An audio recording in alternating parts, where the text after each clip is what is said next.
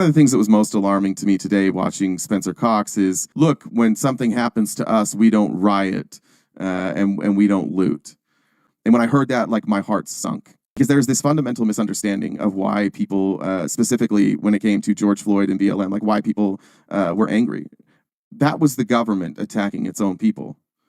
When the police, when the police do something against the people, that's an attack on the government, or that's an attack from the government. And people's anger is directed at the government and the systems that uphold that. And when Spencer Cox said that, it's like, yeah, dude, this is because this is a person that hurt another person. It was hard seeing. It was hard seeing like the immediate division that sprung up. It feels bloodthirsty to me for some people. Again, I wasn't on TikTok. I can't speak to what's happened here. I can only speak to what I'm seeing, and it was devastating to watch our country, before we knew the details of who this person was, blame groups of people. It was fucking insane. And so I just didn't know how to handle today. I don't know. I still don't know if I know how to handle today. What I will tell you this is Athena's here. And he said he can. Okay, I will bring up I'll bring up Athena, and I'm going to bring up Smitty if Smitty's here. I'm also happy to bring up some. I'll have some one-on-one conversations with maybe some conservatives later, but I just wanted to provide a difference of opinion here, and I just also wanted to recognize that there are better voices than my own, and so I hope to facilitate a conversation today that is useful, where maybe we can find a way to recognize that. How's it?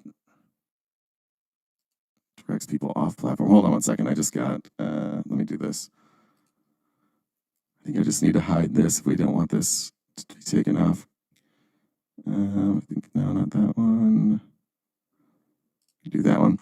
But I just wanted to facilitate a conversation where hopefully we can have a level-headed conversation and understand that what happened on Wednesday was a shooter took out Charlie Kirk, and there's a lot of collateral damage. So first of all, Smitty, I haven't met you before.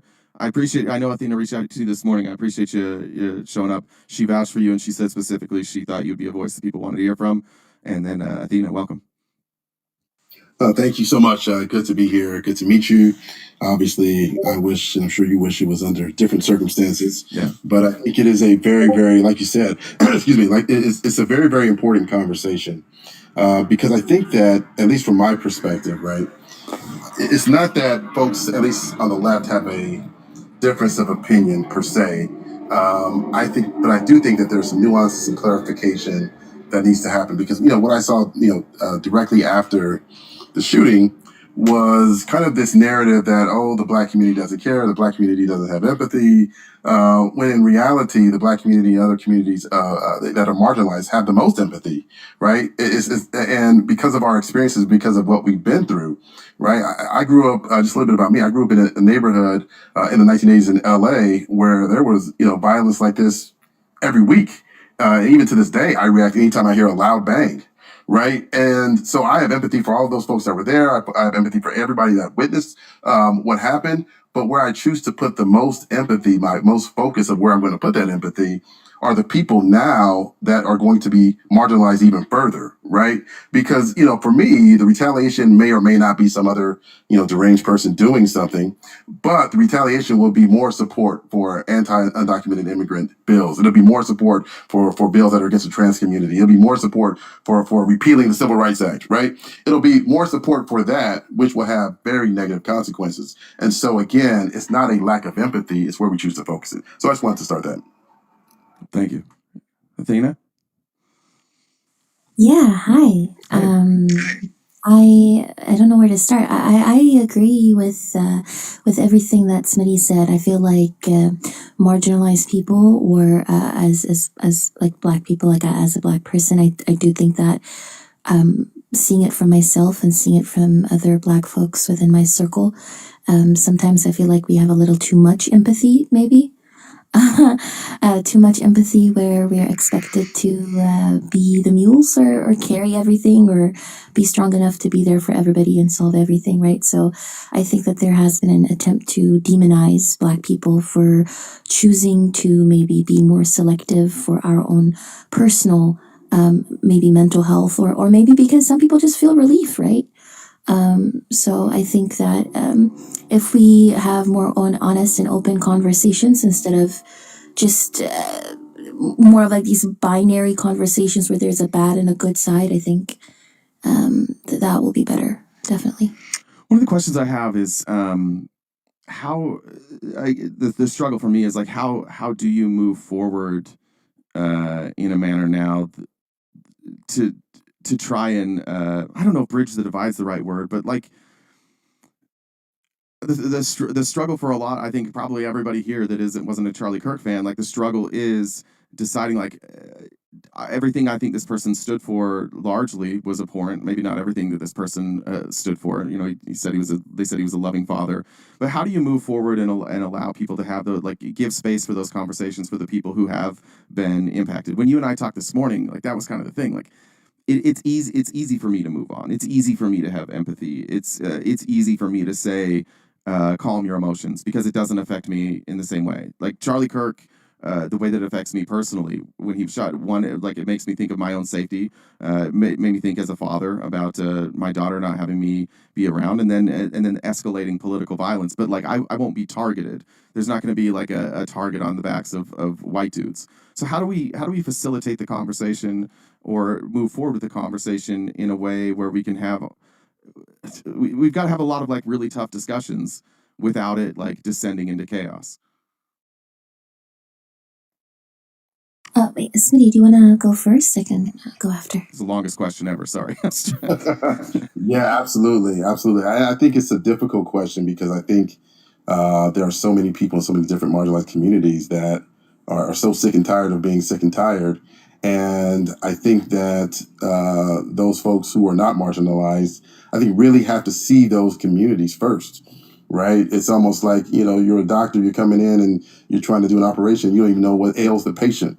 And I think there's so many people in America that don't understand the problems, right? Like I was talking to somebody and I had a full-on debate with this person because he could not admit that Black people in America are still suffering from the impacts of slavery and Jim Crow. And so how do you have a conversation where, again, people are not even willing to listen? And I've always said, talking about racism and all of the isms and all of the phobias, that's not a flex. We don't do this because we like it, because we want, we do it because we want to be seen and we want to be heard and we want to fix this situation. So I think before any real conversation of substance can happen, we need to be seen. And I think there's a lot of folks that won't even engage until we are seen. So I think that's the first step, I believe.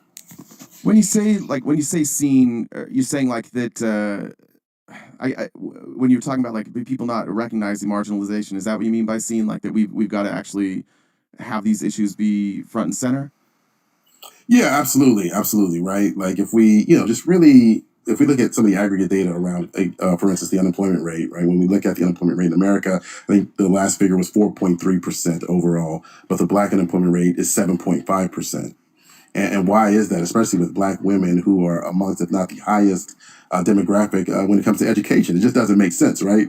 Intrinsically, if you think about it, there are less people with doctorates and master's degrees, and Black women hold a significant portion of those. Why would they be more unemployed than folks that don't? And so when we can't even come to an agreement, and I'm not saying you obviously, but when folks can't even come to an agreement on those specific problems that can be proven with empirical data, how do we have a substantive conversation? I think that's the difficult part for me. Same. I don't know. I was talking to Athena this morning. Like I have no fucking idea what to do with this situation. Like I just saw Nancy Mace posted something about now that we know who the shooter is. Now she's like, oh, we need to do what Charlie would say, and like this, we need to forgive. And it's interesting how once it was somebody that was raised in one of their families in one of their states, suddenly like now empathy is fine. Like now forgiveness is fine. And maybe that's what it is. Maybe it's confronting that and putting that in people's face. I don't know. I'm at such a loss. I have no idea where we go from here. I don't know how it doesn't get more violent. That's not going to be prevented. I feel like that should not be the focus. I mean, we did have the conversation today in the morning. The focus should not be to focus on containing the violence, because the violence is not containable. I feel like the violence is already happening on a day-to-day basis. I mean, we talked about today in the morning as well. Sometimes people don't understand the level of violence that marginalized people are subjected to on a regular basis, like literally every single minute, 24/7, since the time you're born, right? This isn't something that you can escape. So there's no such thing as how can you prevent the violence? How can you prevent the violence when the violence is already here, right? So that should not be the focus. The focus should be, are people able to be unafraid in their discomfort, or comfortable in their discomfort, to be able to lay bare all the wounds, to be able to listen, to be able to speak with compassion and empathy, as well as with conviction, to have these open and honest conversations, to see one another, not to just listen, but to hear one another as well, right? Because only through honest dialogue that is rooted in empathy rather than in fear of violence would people be able to transform all of these misunderstandings that exist into more unity, or more hope, or more compassion. I think this is the path towards like unity that is not fragile, because simply saying these issues don't exist, ignore these issues, it's going to cause division, let's not address these issues, actually the bad guy is Trump, actually the bad guy is this politician, when in fact the bad guy here is the society that was able to birth and raise and produce a person like Trump, to birth and raise a person like Charlie Kirk, or any other white supremacist.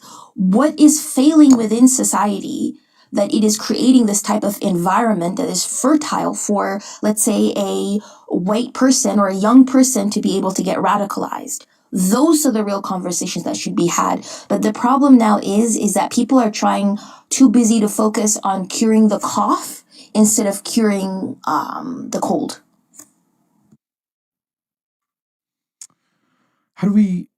I guess not. Let's talk about like what you view. I guess because we're not going to solve that, but maybe we make this more educational. When you say that the conversation needs to be focused more on how did we raise up a person like Donald Trump, could you go more in depth in that? What you mean by that? Oh, yes. How bigotry is deeply embedded in the foundation of Western society. You need to be addressing how racism is deeply embedded in every aspect of life, how misogyny is embedded in every aspect of life. The foundation of society is Western society and American side, but also Western society in general is rotten. And that it's kind of like, I'm a plant mom, right? So, I mean, I told you today as well, I'm going to water all my plants, right? But when I see a plant has like browning leaves or it's slowly dying, what I do is I don't focus on the leaves or the stems or whatever it is. I focus on the root, right? I look at the soil. Is the soil infested with something? Is the root? There's something wrong with the root? Is it overwatered? Whatever it is, right? And I feel like that is the issue that is lacking here. A lot of the conversation or the perspective or the centering is around how do we keep people in the dominant society comfortable? Respectability politics. How do we keep certain people comfortable? How do we keep them from feeling threatened? How do we focus on one or two politicians or one or two cops or whatever it is, instead of focusing on the root of it all? What type of ideology were these particular people conditioned with to be able to push them to act in a certain manner? Let's talk about that. When you say like the ideology, obviously you can look at the founding of this country and you can see where we are. But for a lot of people, my friends specifically on the right, family members, if I were to say to them, America was founded on white supremacy. We had slavery, but even then after slavery, like there's a continued fight. How do we share that message? Because I think what the disconnect, not a disconnect, but I think like the comfortability you're talking about, and a lot of people that look like me and live like me, there's this idea that like the racism that was in the past is the past, and that's over. And I have found it incredibly difficult to explain to people how systemic racism still exists today and why it's important to get rid of. Because I think what a lot of people who feel comfortable, like I said, and not to In no way what I'm saying here is saying like this should happen or it's valid. But I do think like you nailed it. People are comfortable with where they're at, and when you have that uncomfortable conversation, people check out. I'm my role with what I do, like I've got to figure out a way to direct the conversation into a place where we can get to the core of it. Is there anything you found, Athena? Like you do this every single day. Is there anything you found that helps open up that conversation? I mean, Smitty does this as well. He can go first, and I can respond. But like, I can give my perspectives after that. Yeah, absolutely. So I think obviously there has to be some level of willingness to, again, kind of back to what I said in my last comment, willingness to see the problem. And ironically, for some, that willingness to see the problem comes when, they may have a close Black friend or a close Latino friend or a close or a relative or a child or whatever it may be that may be transgender, whatever it may be, right? And so there has to be some level of willingness. But I do kind of want to say something about the conversation and where I think the conversation needs to be had. I actually think those of us on the left, the progressive side, I actually think there needs to be an internal conversation because I think far too many of us on the left actually misrepresent Black folks and misrepresent Latinos and misrepresent the LGBTQ plus IA community as well. I don't think the left does it that much better, quite honestly, than the right. An example that I will give is the amazing amount of talented women within the Democratic Party that nobody really is talking about running for president. And so I don't think that we're even ready to have this conversation with the right because, again, too many of us, cannot communicate this effectively. And so I think that's where the conversation should start. It should be an internal conversation first. That's my perspective. No, I think that's true. Yeah, if you look at the front runners, everybody who that name it's Pete Buttigieg, it's Gavin Newsom, it's I guess it was Shapiro. You're right. Not a lot is said about AOC. I don't know if Jasmine Crockett. How old is Jasmine Crockett? Can she run? I don't know how old she is. But Jasmine Crockett certainly would be one of those people. Elizabeth Warren never got any credit or any like real sway. I agree with that. I'm just gonna say focus on centering like marginalized communities instead of centering like the dominant society within the conversation, because a lot of these conversations are around how can I articulate myself in an effective manner, albeit in a non-threatening manner, so that I don't cause offense, so that I sugarcoat everything that I'm saying. And I think that is a problem in the first place, because who needs to be listened to here is the very same people who bear the weight of these systems of oppression are the ones who are supposed to be listened to. They're the ones who are supposed to be amplified. And then they're the ones who can lead the conversations head on and confront like the ugliness in the open, right? Because sugarcoating it too much, being too silent on it, is continuing to uphold all of this, right? So I think centering the voices of people who are disenfranchised and letting their truth guide the dialogue and stepping into the discomfort while challenging the lies that everybody has been taught about people who are disenfranchised and refusing to hide behind politeness when justice demands boldness, right? So I think there needs to be a shift in perspective. There needs to be like, people are way too busy trying to prevent or contain violence when that can never be contained. You need to focus on centering the voices of people who are marginalized, is my opinion. Do you think there's a topic, just so we could give people maybe an example, a topic where you feel like people tiptoe around it and refuse to engage, where we could make like a difference? I know that like for me as a creator, it's always scary to have these discussions, honestly, just so that you're going to say the wrong words. And I do think that if somebody analyzed my content, you would find probably tons of instances of me tiptoeing around things where I should have been more of an advocate or centered a different voice. Can you think of maybe like an issue recently where you feel like this was illustrated that might help people understand it a little better?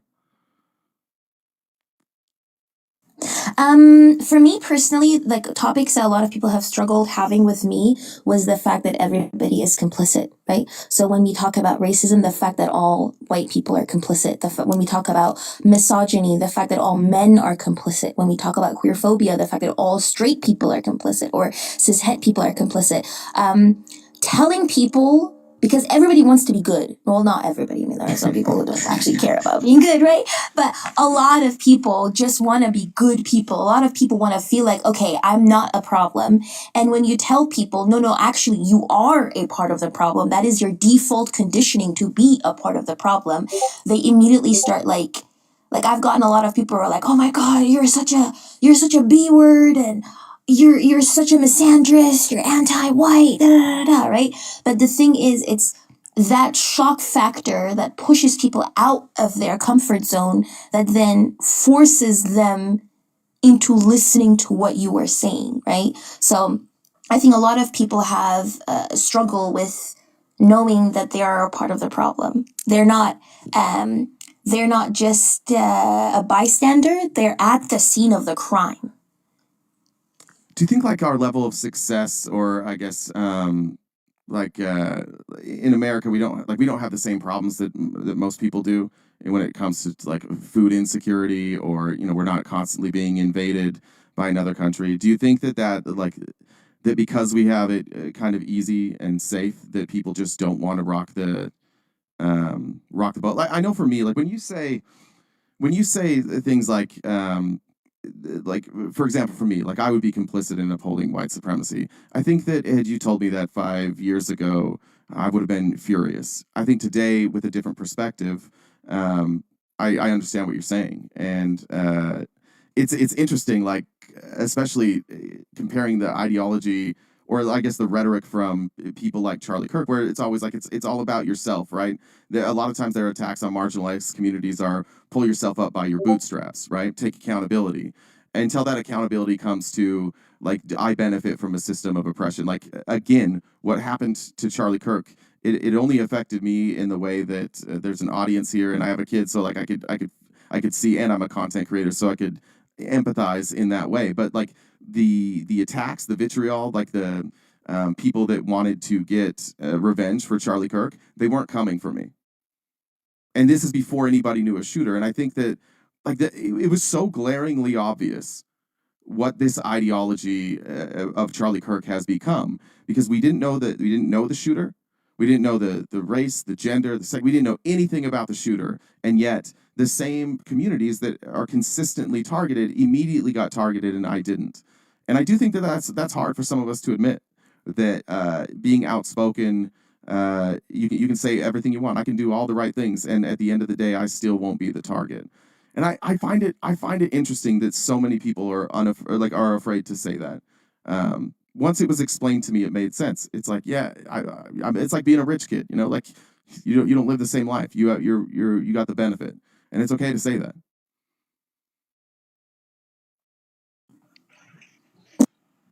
I can go after Smitty. Oh yeah, no, I just want to. I'll be brief about this, but no, I think you said it well, and I think to add on to that point, the reason why marginalized communities of color, right, are being targeted is not because these folks that are targeting us feel that their life is in danger, but they feel like their privilege is in danger. Right. And who are the communities that are just wanting to have a sense of equity? Right. It's these same communities. And we're making noise about that, and we're talking about that. And that's what they really fear, because if they really feared that their life was in danger, right, they would be focused on the person that actually did this. Right. It would be like, you're fearing for your life and running away from the wrong person. It doesn't make sense.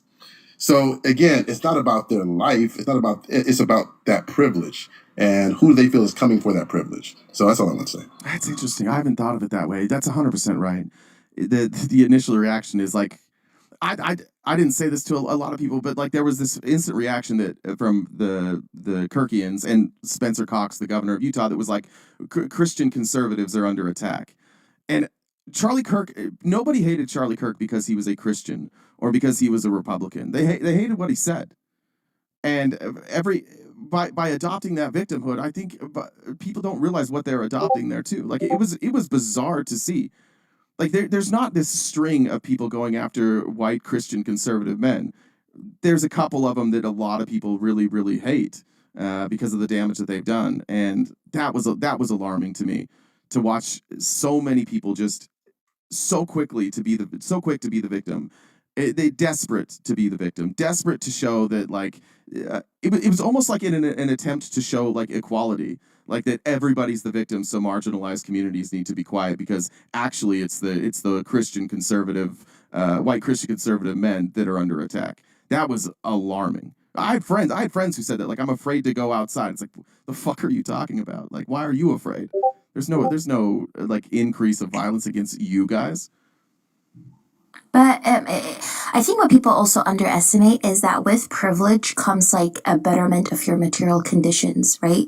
So a lot of people know that, let's say, for example, men know that if patriarchy is dismantled, or white people know that if systemic racism is dismantled, what does that mean for your average white person, right? Does that mean that they may experience a loss of the unfair advantages that are given to them when it comes to, I don't know, jobs, housing, education, wealth building, right? Which have all been historically structured to favor people in a dominant society, right? So, like, even though greater equity grows the economy, right? It widens opportunity, it reduces all these different societal costs like crime and poor health that ultimately are affecting everybody. But people illogically think, oh no, but I'm not going to have social currency anymore. I'm not going to have all of these different material conditions anymore. I'm not going to be able to have power over a certain group of people, right? So it's like people do not want to dismantle the hierarchies. They want to replace whoever is on top, or they want to continue upholding the hierarchy because they don't want to be on the bottom. And people who are on the top do not want to live in a more egalitarian society. So it has to also do with the material conditions.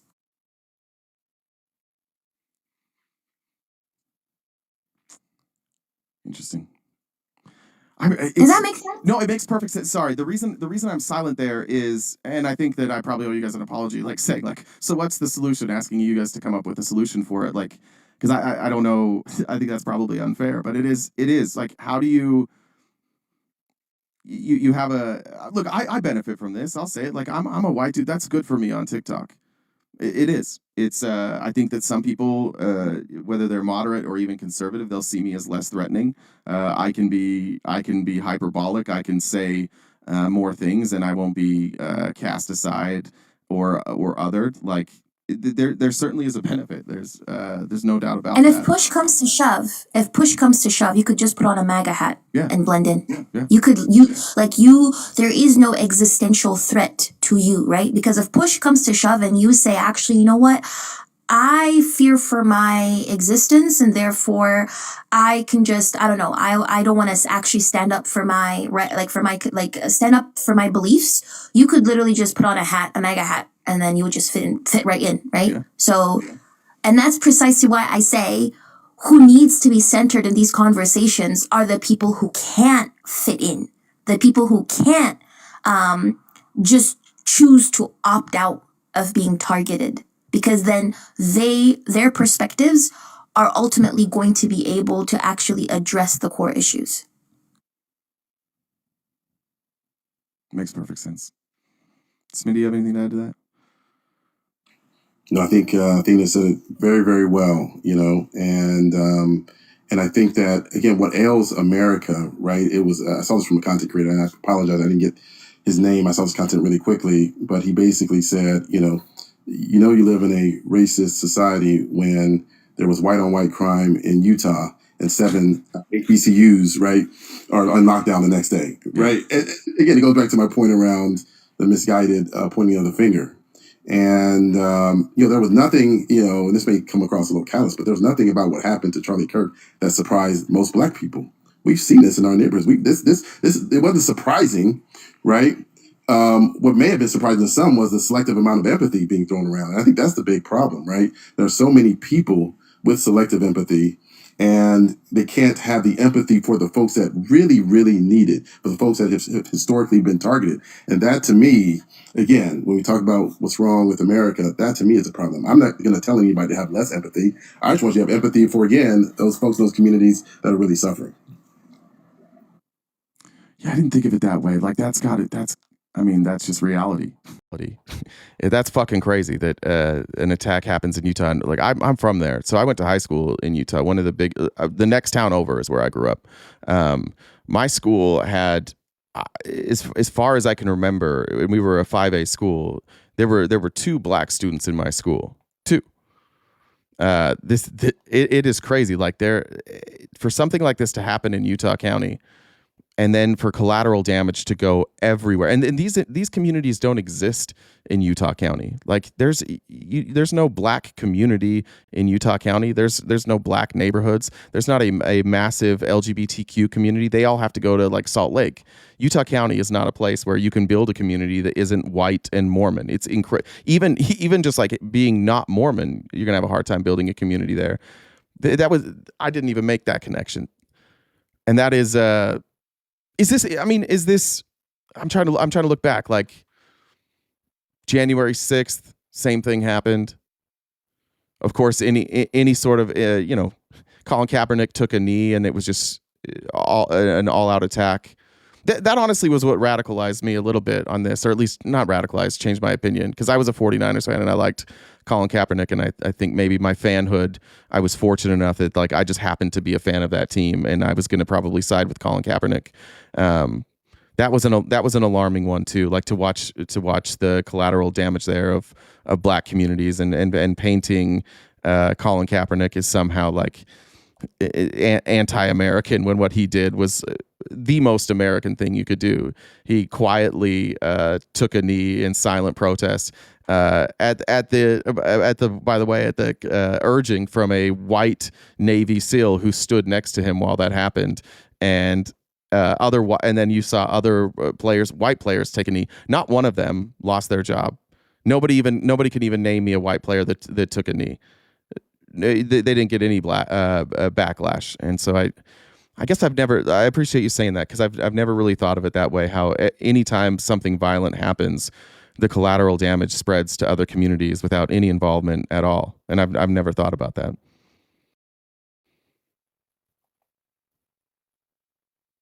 Yeah, 100%. Smitty, I think you wanted to say something.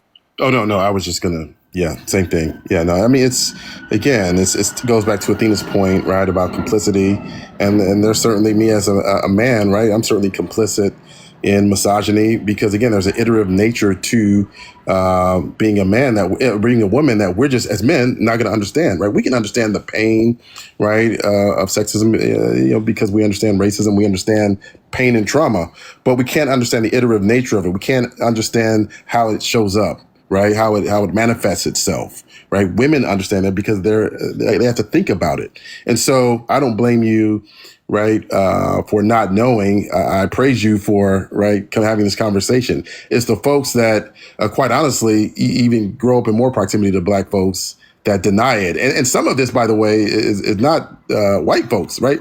So it can be other black folks. It can be people of other races as well. So, and that's why I say when we talk about a conversation, that conversation needs to be had within the house first.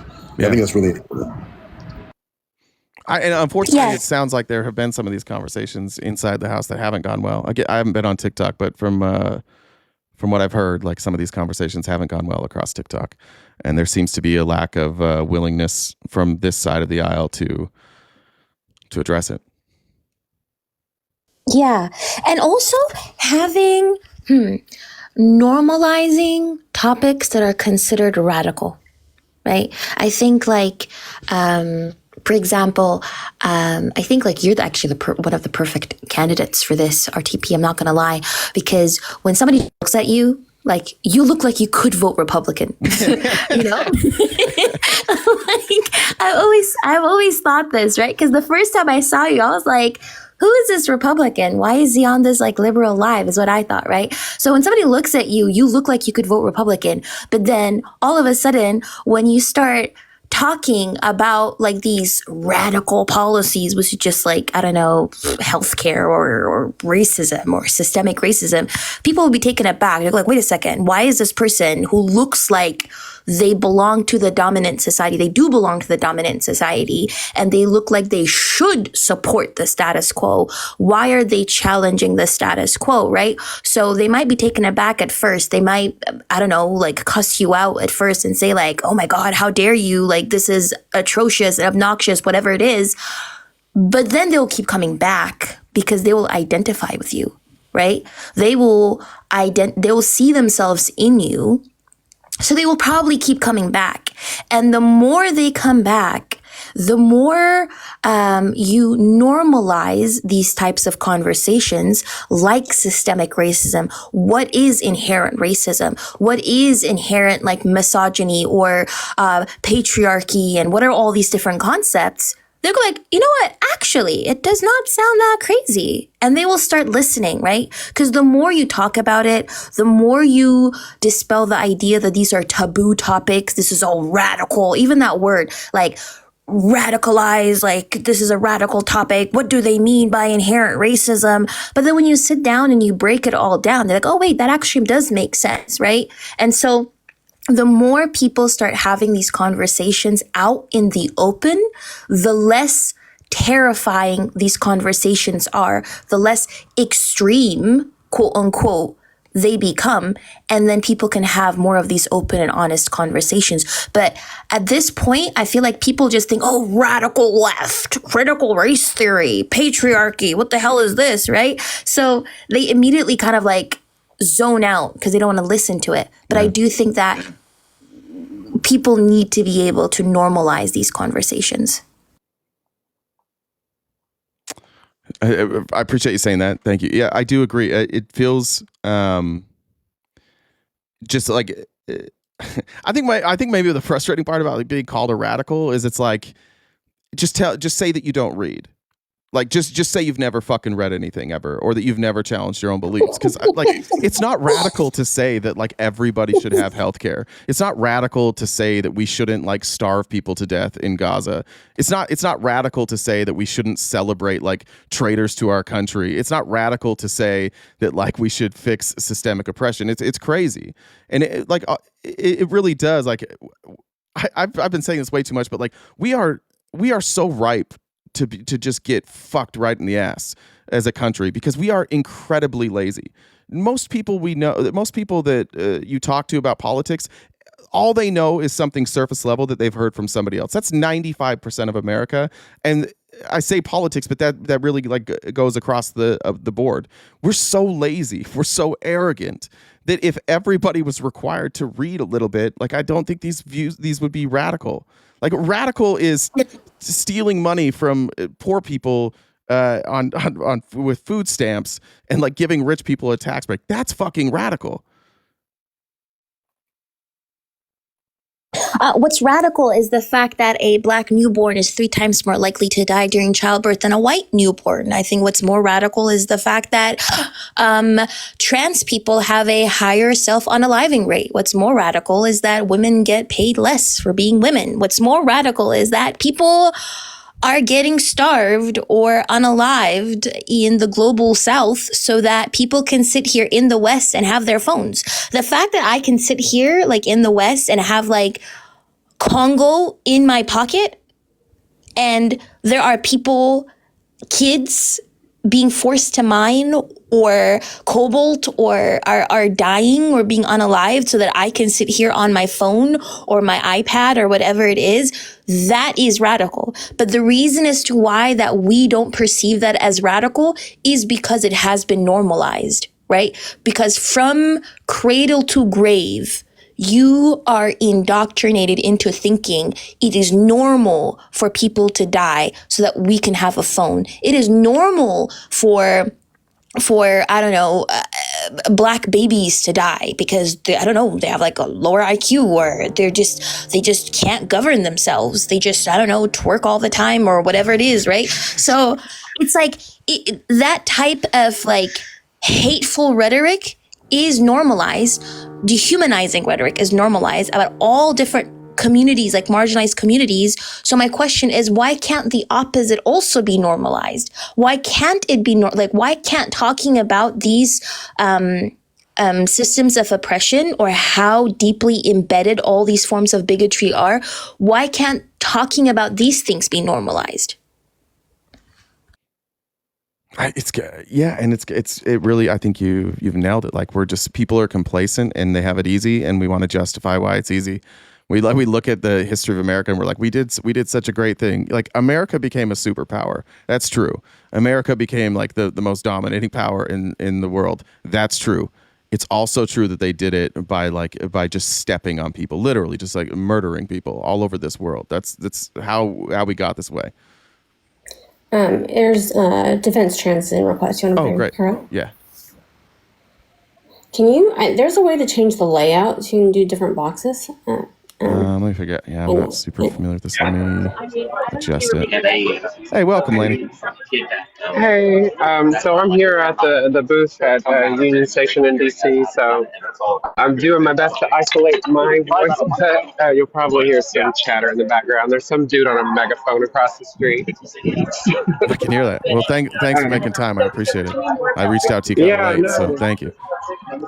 I saw you were on right before I was going to go live, and I was like, well, maybe this is what he was talking about. So I figured I'd pop in. It is. Have you heard any of the conversation yet? Is there anything you want to add so far? Well, I just got in here a couple of minutes ago, so I don't know where you've gotten to or where you started at. So. I think mostly what we've talked about is the collateral damage, like what is seemingly a crime that happened between two white men. Like, there's so much collateral damage to marginalized communities, which is breathtaking. That's exactly what I've been saying. It was like, they're both pieces of shit, and the only thing that is going to come out of this is that marginalized people are going to be further in danger. Because when they want to make, if far right people want to have a war on quote unquote liberals, they won't go after YT guys. You know what I mean? Yeah. They're going to go after the people who they deem to look quote unquote liberal, and that's very specific people for them. How's it been for you? It was really fucking upsetting, for people to immediately just assume that Viewer was trans, for news outlets to start reporting that there was transgender ideology on the casings when that turned out to be complete bullshit. And it was I knew that was going to be. I knew as soon as they had that other guy, and then they said, okay, that's not the suspect. I was like, count down to when they try to blame the trans person, and it was less than a few hours. Yeah, we were covering it live, like even in our chat, like that was the initial response from angry people in our chat was this is a trans person. Yeah, I was interviewed by Don Lemon the other day, and I was trying to talk about trans service members being removed from the military, and he pivoted to the Minnesota shooter, and I, said that, some people are saying it's an epidemic, and I was like, okay, so that's what, 3, 4, if you count this one, which I don't count. The Minnesota one is a detransitioner, which would mean not trans. They thought they were trans for a while, and then they decided otherwise. Which person was that? Sorry, I didn't know that. The Minnesota one. Okay, I didn't know that. The most recent one that just happened a few weeks ago. Yeah, I know, but of course, cisgender, newscasters, broadcasters, journalists, and so forth are still calling that person trans because that's what was said initially, and cisgender people don't understand this still. People on our side don't understand this still, neutral people don't understand us still. And so that narrative's allowed to continue, and they add that to their meager little total But if you want to count that one, sure, fine. We know we've got 4 in the last decade. That's like 0.0000001% of trans people that have been mass pupils, right? Um, and not quite a small a number, but like a very far less than 1% of mass pupils or of school pupils, or however you want to categorize it, of pupils in general. It is still the tiniest amount. Um, and far less than our actual representation of the population, which is about 1%. So we're actually underrepresented in violent crimes of any nature, and far overrepresented is as victims of those crimes. But we are getting uh, claimed by the president's son, by Congress people, that we're like the most dangerous demographic in the planet right now, which only endangers us more. Yeah. So it's frustrating, and scary. I'm not scared for myself, but I'm scared for my siblings.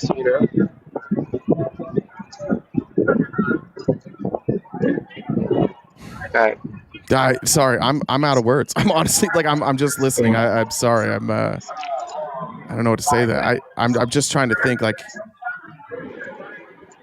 I think Smitty said it earlier, but like that needs to be the conversation, I think, on the left, because I'm just looking back at my coverage, and if we're being honest, I think it sucks that I didn't know that about the shooter in Minnesota. I think that that goes to show exactly what Smitty was saying. Like, it's not. We can point at the right all we want, but even me not knowing that, I cover the news every day. I should have known that, and there's clearly a problem on our side with those on our side that have a voice, where we're not adequate with making sure that we advocate for equality, especially with marginalized groups. So that's I'm sorry. I should have been better on that, and I apologize to you. And we do need to be better on this side for that. Well, I think that that is a symptom of us never being educated on it. Like, the only reason I know these things is because I am trans myself. But like, people aren't educated on it, and Republicans want it to stay that way. They want people to remain uneducated on marginalized groups in general. They want to remove our histories from our schools, if it was ever there at all, or keep it out if it wasn't there, so that they can continue to demonize us and people will buy it. People will at least allow it, because they've never been taught otherwise. How are you? I'm okay. I've gotten tan. I don't normally do that. I'm usually a vampire. But I'm outside a lot, and that's been a while since I've done that. You've been there for I'm like literally a week or two, haven't you? We've been here it'll be 3 weeks on Monday. Nice. Nailed that again. Good job, Barney. 3 weeks. Jesus. Yeah, it's zooming along. Oh yeah, I do use sunscreen, but it's just constantly being out here. If people don't know, you're part of that veterans protest in DC, where you guys have been there for. I think you're taking shifts, right? Yeah, we rotate throughout, but each of us is here every day. But like, we rotate in shifts, yeah, and then we have a bunch of volunteers that are here with us. Do you live out there, or are you just kind of staying out there for now? I live on Long Island, but yeah, no, we're just staying nearby and coming in every day. Maintaining the presence here in Columbus Circle outside of Union Station. Talking to folks, talking to the guard, when we see them out and about. Letting them know that if they receive an order that is unlawful, that they have options. They can call the GI Crisis Hotline, or GI Rights Hotline, sorry. We've developed a pretty decent relationship with the people serving out here, because, we have found that a great number of them, I'd say probably the majority of them that I've spoken to, have indicated that they know that they shouldn't be here right now. This isn't what we're supposed to do.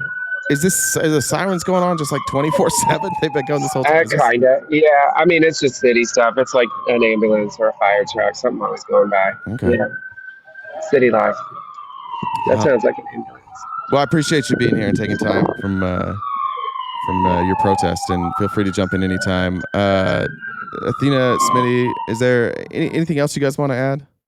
I don't want to keep you guys here all day if you don't want to, but I also want to give you as much time as you want. The platform's yours. Or if there's anybody you want me to bring up.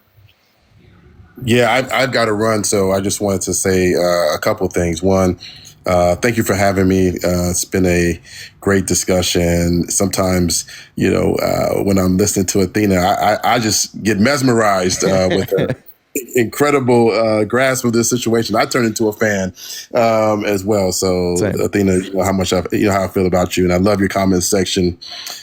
Giving her and showering her with love, because I tell you, there's a vulnerability when you talk about this, as you know, and Athena and everyone on the panel, I think understands that in the chat. There's a high level of vulnerability when you put yourself out there in front of, God knows how many people. Was on Dean's Live the other day when Athena really made a very courageous statement and a very factual statement. So again, I just wanted to say that I always try to end with gratitude. Right? Because all of us need our cups filled.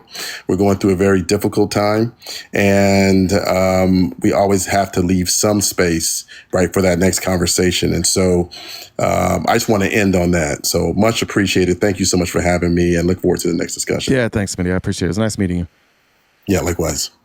Thank you, Smitty, very much. I appreciate you too. I highly look up to Smitty too, as well as my big bro. By the way, I have never ever seen somebody who's able to moderate such very difficult conversations. Yeah, in fantastic. If you guys don't follow him, he's got great lives.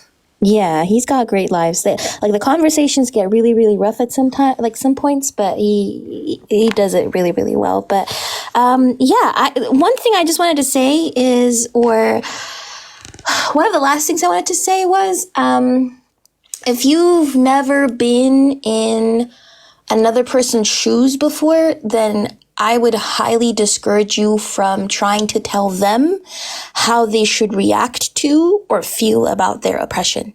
Right?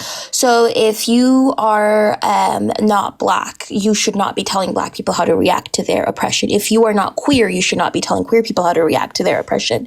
If you are not disabled or a person of color or whatever it is, right? If you are not disenfranchised or impacted by specific systems of oppression, people need to stop having the audacity, the gall, the gumption to think that they have any authority to be telling people how they need to react or how they need to feel about something, right? And I've been seeing that a lot these past days. That has been very frustrating and disheartening, even to me, right? So that's one of the last things I had to say, but I really appreciated this, Jay. I think you did a remarkable job, in my opinion. And I think you should host more quote-unquote roundtable talks. I think you did them really well. I appreciate that. I think I probably on our live and I on Wednesday. I do want to apologize if I was too harsh on anybody's reaction. I was trying to be really careful about our comment section and not celebrating a death before we knew. And I still, for me personally, I think that's the wrong move. But I want to apologize to anybody who felt like I was telling you how to control your reaction. I apologize. I was protecting the live, and perhaps I didn't need to protect the live at the expense of people's feelings. So if there's somebody from our live on Wednesday that felt like I did that, I apologize, and my DMs are open if you do want to talk about it. So I don't know. I don't. Don't say your DMs exactly are what open. I said, Don't say your DMs are open on live. That's actually crazy. But anyways, All the time. literally, that's crazy. It's all right. Jen just reads them anyways, so that she tells me what. Yeah, I was gonna say mine are open, but I miss In fairness, yeah, if you 80% guys of them. message me on TikTok, I will see them. So. Oh yeah, Jen is really gonna hate you at this point. But anyways, by the way, Defense, you look gorgeous. I just wanted to say that you're literally glowing. Thank you. But anyways, Thank you. thank you for having me. I'm gonna drop for now, but I'm gonna be in the chat and listening. Thanks, thing.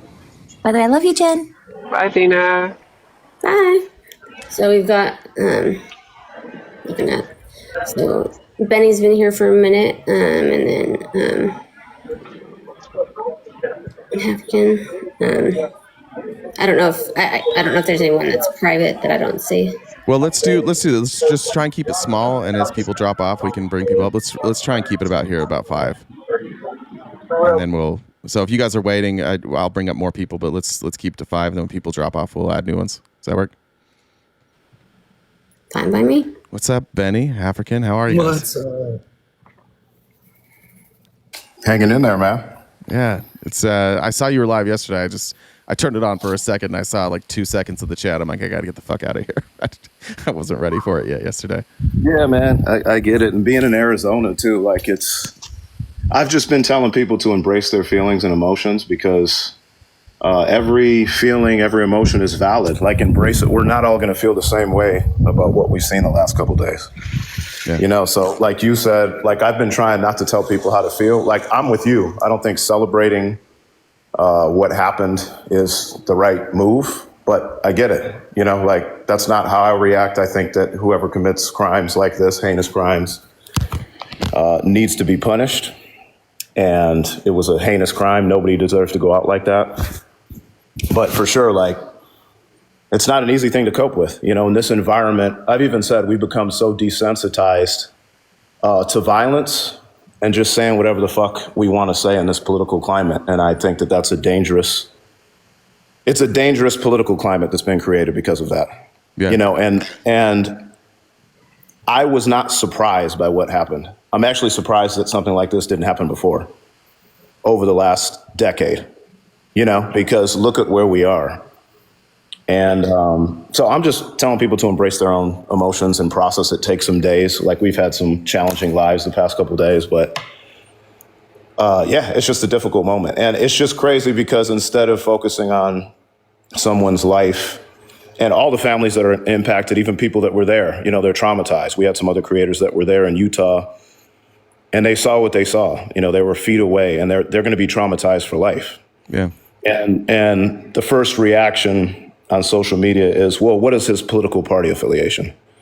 Yeah. You know, what is his ideology? The pew-pewer. You know what I mean? It's like we're so desensitized to thinking about the lives that have been impacted that I think that's a scary situation. You know, I saw the video at first. I didn't know what I was going to see. Like, because, you know, you hear things and you don't even know it's true on social media, right? Yeah. And I'll admit, seeing that video fucked me up mentally. Yeah. You know, I'm from Chicago. I grew up around a lot of violence on my dad's side of the family, south side of Chicago, 80s and 90s. But like, when you see something like that right in front of your face on camera, you know, like, it's devastating. And the first reaction for people is, well, who is he? Oh, you know, is he from the left? Is he a liberal Democrat? It's like, there's lives that are impacted here. Yeah. You know, there's families that have been torn apart now. Not only Charlie Kirk, like I said, no one deserves to go out like that. His kids are there, his wife's there. And again, I thought he was a vile human being, but nobody deserves that fate, you know? And now the kid that got caught today, you know, I'm assuming that they've got him. I mean, his family is impacted. Yeah, his dad turned him in. Yeah, so think about what that does to everybody involved and everybody that was there at the rally.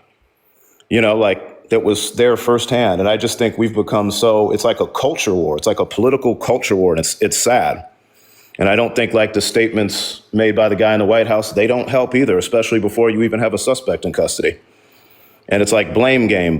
Who's responsible? You know what I mean? Like, what political ideology is responsible? And I just think it's like, you need to take a step back and start trying to come up with solutions and understanding and empathy. No, empathy is not woke. Empathy is a human, you know, that's part of being a human being. It's something we should strive to have, you know? Yeah, I liked what Athena and Smitty said, because it was a way that I hadn't viewed it. And inherently, like, people are selfish, but marginalized communities tend to think about their community more and the impact on their community. When you're saying that, like, you know, we were all impacted by that.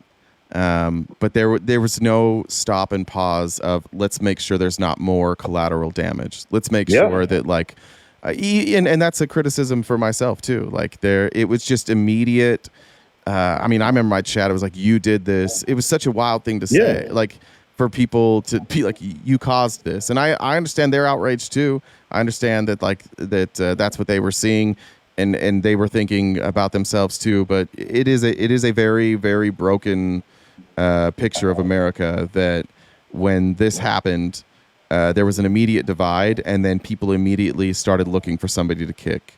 And the easiest people to kick are marginalized communities, and that's what happened.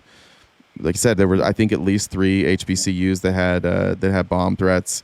If you're on Twitter, you know what you're seeing. You know who they're claiming is the problem, and it's like we're talking about the purge here. And at the end of the day, it was a white kid that was raised in a Christian Mormon household, conservative household, and we had all this divide, and still, people aren't going to see this now and say, oh, this kid was a white kid from Utah, so now all these other feelings aren't valid. They're still going to think those feelings are valid, and they're still going to go with that. And I do think America currently, maybe things are just too easy for us, because everybody seems to want to adopt everybody else's victimhood and create a war. Imagine having a war over, imagine a civil war in this country over Charlie fucking Kirk. Yeah, that's crazy. Why are we fighting about Charlie Kirk right now? I had people bring that up. Yeah. Is there going to be a civil war? I said, for what? Like, what? And it's crazy. You talked about the HBCUs. I covered it yesterday in a live, but that's the first reaction. Like, let's go to historically black colleges and universities. And if you know the demographic you do of Utah, the likelihood of that being a black shooter was a black pew-pewer, was very low. Yeah. Why is that reaction to go take it out on on HBCUs? Like, what is that line of thinking? Why is your reaction? You say there shouldn't be any political violence.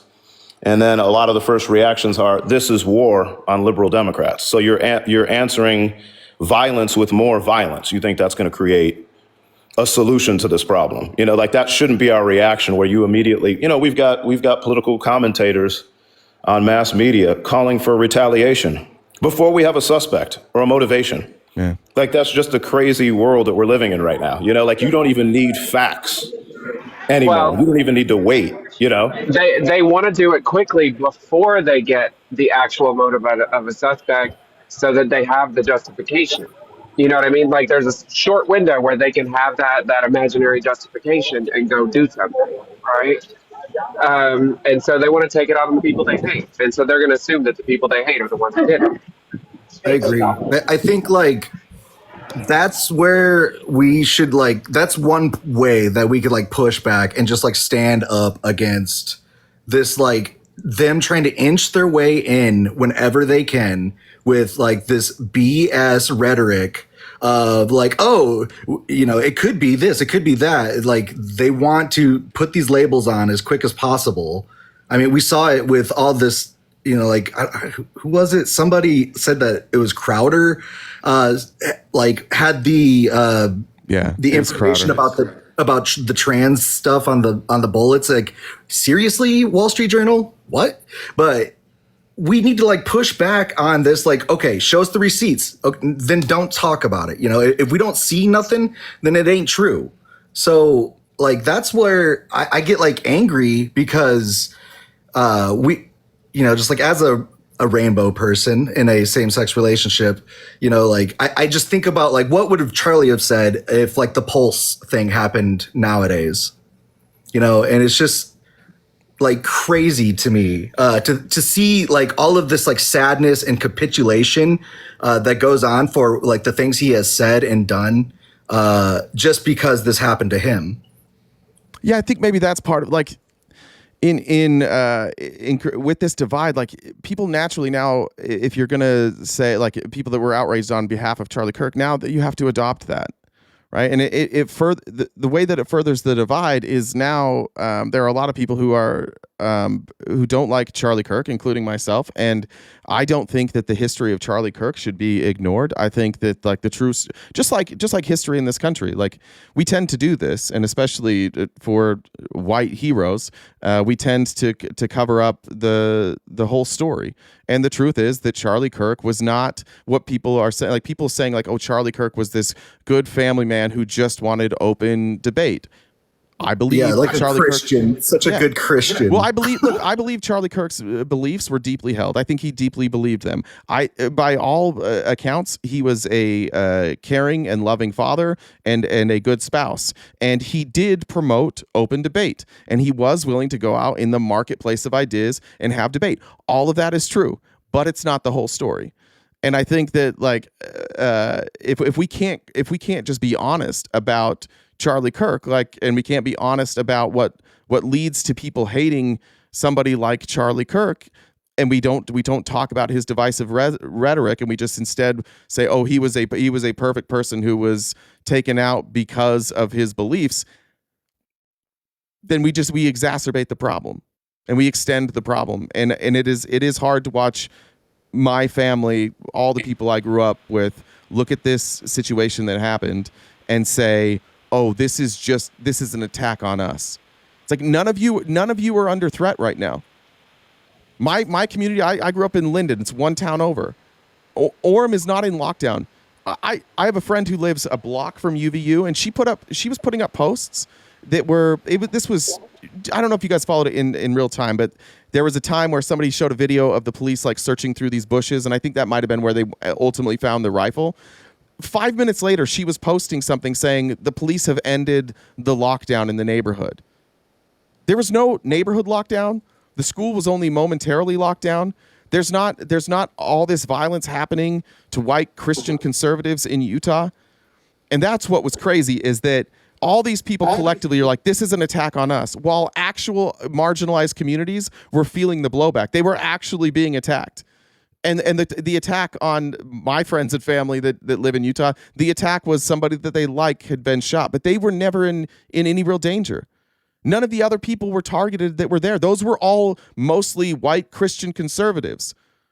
Why weren't they also targeted? They weren't the target. Charlie was the target. And we've got to move forward by saying, we don't condone political violence, but you don't get to adopt victimhood from Charlie Kirk because you are white and Christian and conservative. If you think that you're under attack, then you've got to accept all those views that Charlie Kirk threw out there.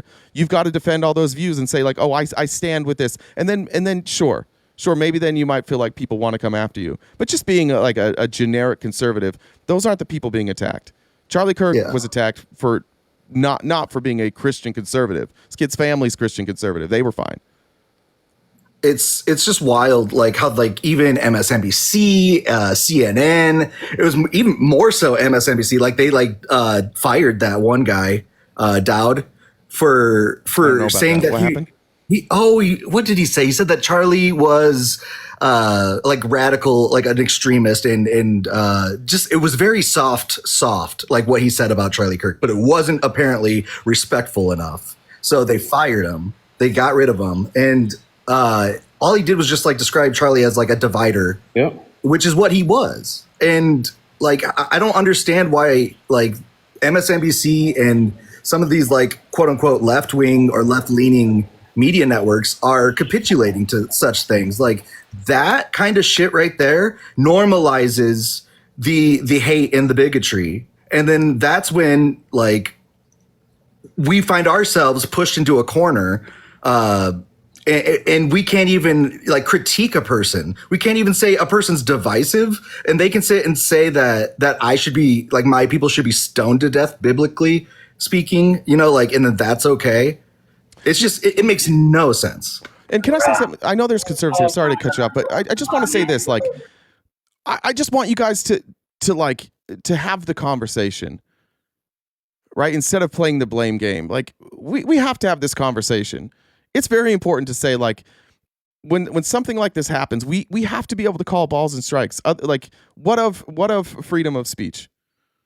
There is a massive energy of people being fired. I think hundreds of people have been fired for what they said about Charlie Kirk, and employers have every right in most states to do that.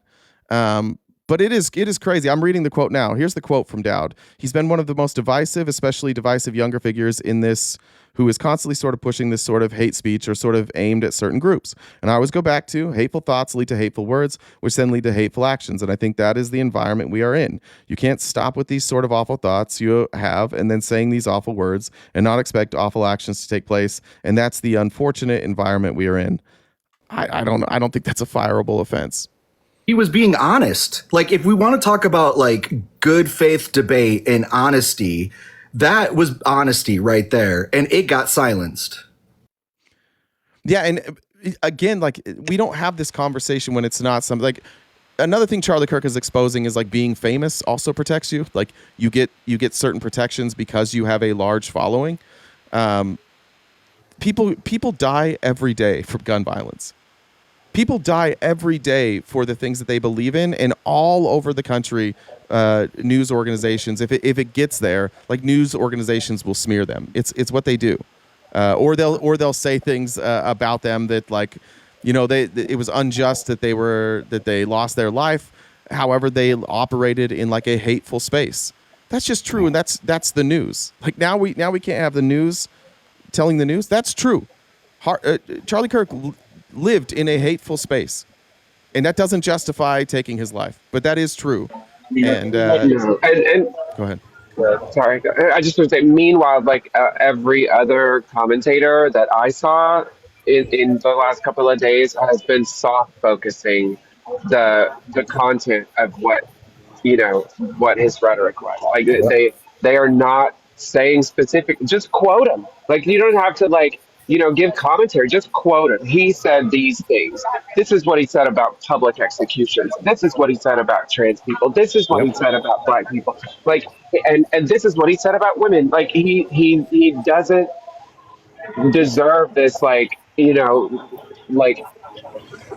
lionization right now just because he's gone, right? Like, those things don't disappear because he's gone.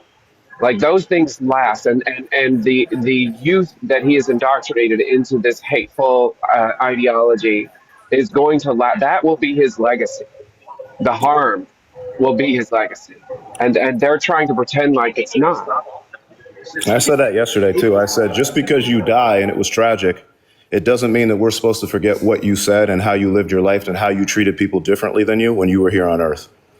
That doesn't mean that we excuse everything that you said, how you treated others, how you condemned others different from you. We're just supposed to forget. And I think you really have to reflect on that. And again, I don't hear a lot of the people on the right defending. It's always freedom of speech until somebody gets criticized on their side.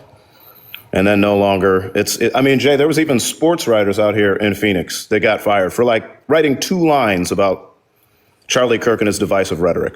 Fired. Like, it's crazy to me. Like, where is the freedom of speech defenders now for valid criticisms, for saying, hey, we should take a deeper reflection and not just call this, I understand. It's like you, Jay. He was a family man. He did have 2 kids. His style of faith was important to him, whatever that is. Yeah. I don't adhere to the style of Christianity he promoted. I don't think that's Christianity, but to him, he believed the things he was saying, but he also hurt a lot of groups of people, marginalized groups of people. And there's a lot of people, including on this panel, that won't forget what his words do to communities and what risks those words and that rhetoric places on our communities. And so we're not all going to feel the same way. And that's okay that we all don't feel the same way. We're not all impacted the same way.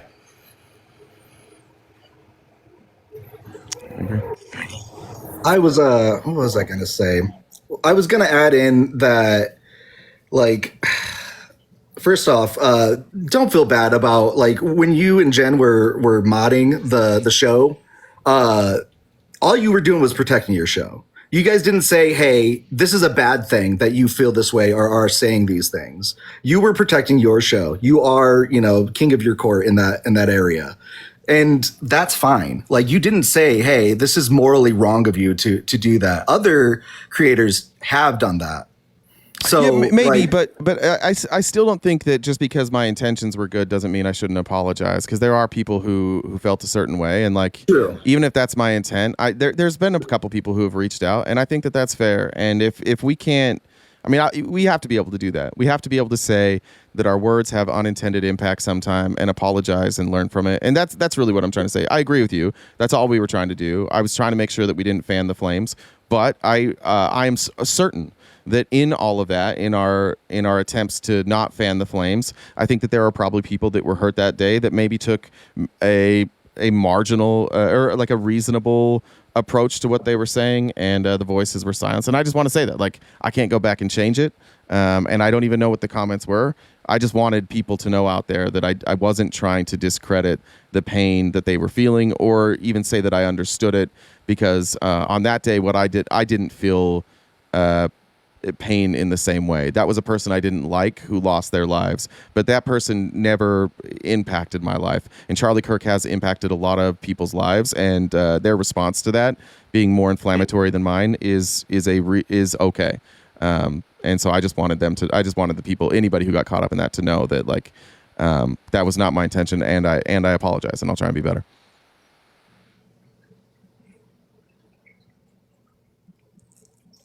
All right, anybody else, or we can cycle out? I don't know. I've tried. You can go ahead and drop me down. Okay. But thank you for having me, Jay. I appreciate it, and thank you to you, Jen, as well, for keeping the ship running. And wait, before you go, Lainey, can you just let yeah. people know how they can support you guys before you go? Oh, of course. Yeah, come down to DC. Sit in the booth. That's what we need more than anything, is more folks, especially if you're local to the area, and can come take shifts. That's excellent, so because we plan to be here until they're not.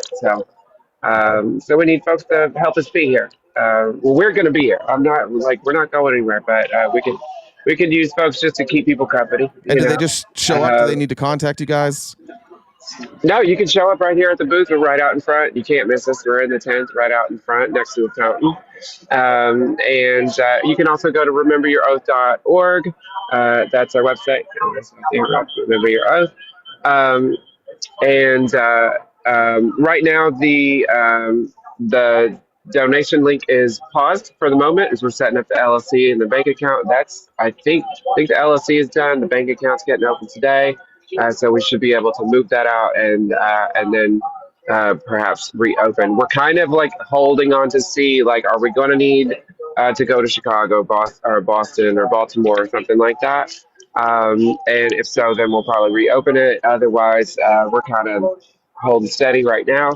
But the main thing we need is people, and just spreading the word. Getting it out to folks. If you know people in the DC metro area that can come out and hang out with us, then send them our way. All right. And yeah. Well, thanks for showing up last minute. I appreciate it. Yeah, no problem. No problem. Thanks for the invite, and good to see you, Benny. Good to see you, Russ. Appreciate y'all too. You're fighting the good fight. All right, take care. Bye. See you later. Be safe. I had one last thing I wanted to say, though, about Charlie. And I will say, like, okay, his debates were open, but I don't think he was ever in good faith. Like, when he was doing those debates, I think that he was never going to be convinced in any sort of way. And I think that the way he did his debates, especially on college campuses with people that he knew, he was like going to just go for the W, and not really have this like type of discussion like you're having right now. Yeah. I agree. I think, they were even just like it was called like prove me wrong, right? Or change my, like that's hard to do. It's hard to do in any debate. I've done enough. Nobody ever ends with you proved me wrong. They're not intended to be that way. I agree. I don't think they're very good faith. But yeah. Well, and with that, I'm going to drop. So thanks, love you guys. Thanks for coming up today. Appreciate you. Yep. Hazel, welcome. Jen, will you bring up Mike as well? I was going in order. You can drop me. You can drop me, Jay, too. But if you ever need any support, man, I'm out here in Arizona. I don't know why we haven't met yet, but because I don't ever leave. I don't ever. No, I'm with hang you. out with And anybody. That's why. no, I'm with you. I mean, we don't do that too much either. But if you ever need a support system, and piggybacking off of Benny too, I never thought his Charlie Kirk's debate style was productive. I think it was more for gotcha moments and attention and one-liners, and I think a lot of that influenced some of the debate styles that we see on this app too. But I've never thought that he operated in good faith. It was always about far-right talking points, revisionist history, light on facts, loose with facts, and then him speaking for groups that he doesn't belong to. So I was never a fan, obviously, of the vile messages he, down saying the civil rights movement was a mistake. We could go on and on and on. I mean, for groups he isn't a member of, I don't know how you can speak on groups when you're not a part of that group, especially when you're talking about things like that. But yeah, I just never thought he operated in good faith. One of my many problems with him. But yeah, man, appreciate what you do. Keep doing what you do always. And like I said, we're not too far away from you. So yeah, man, if you ever feeling you're alone, especially, I mean, this was a heavy week. So if you ever, need someone to lean on out here, wife and I are here. So always know that you got a neighbor out here. So I appreciate that. I'll hit you up. I will. We'll get together. All right, brother. Have a good one. Jen, peace. Everybody else, enjoy your weekend. Thanks, dude. See ya. All right. Hazel, Mike, welcome. Hi. Hey. Great conversation today. It was really amazing. It's a conversation that's so needed continuously, not just once, but continuously.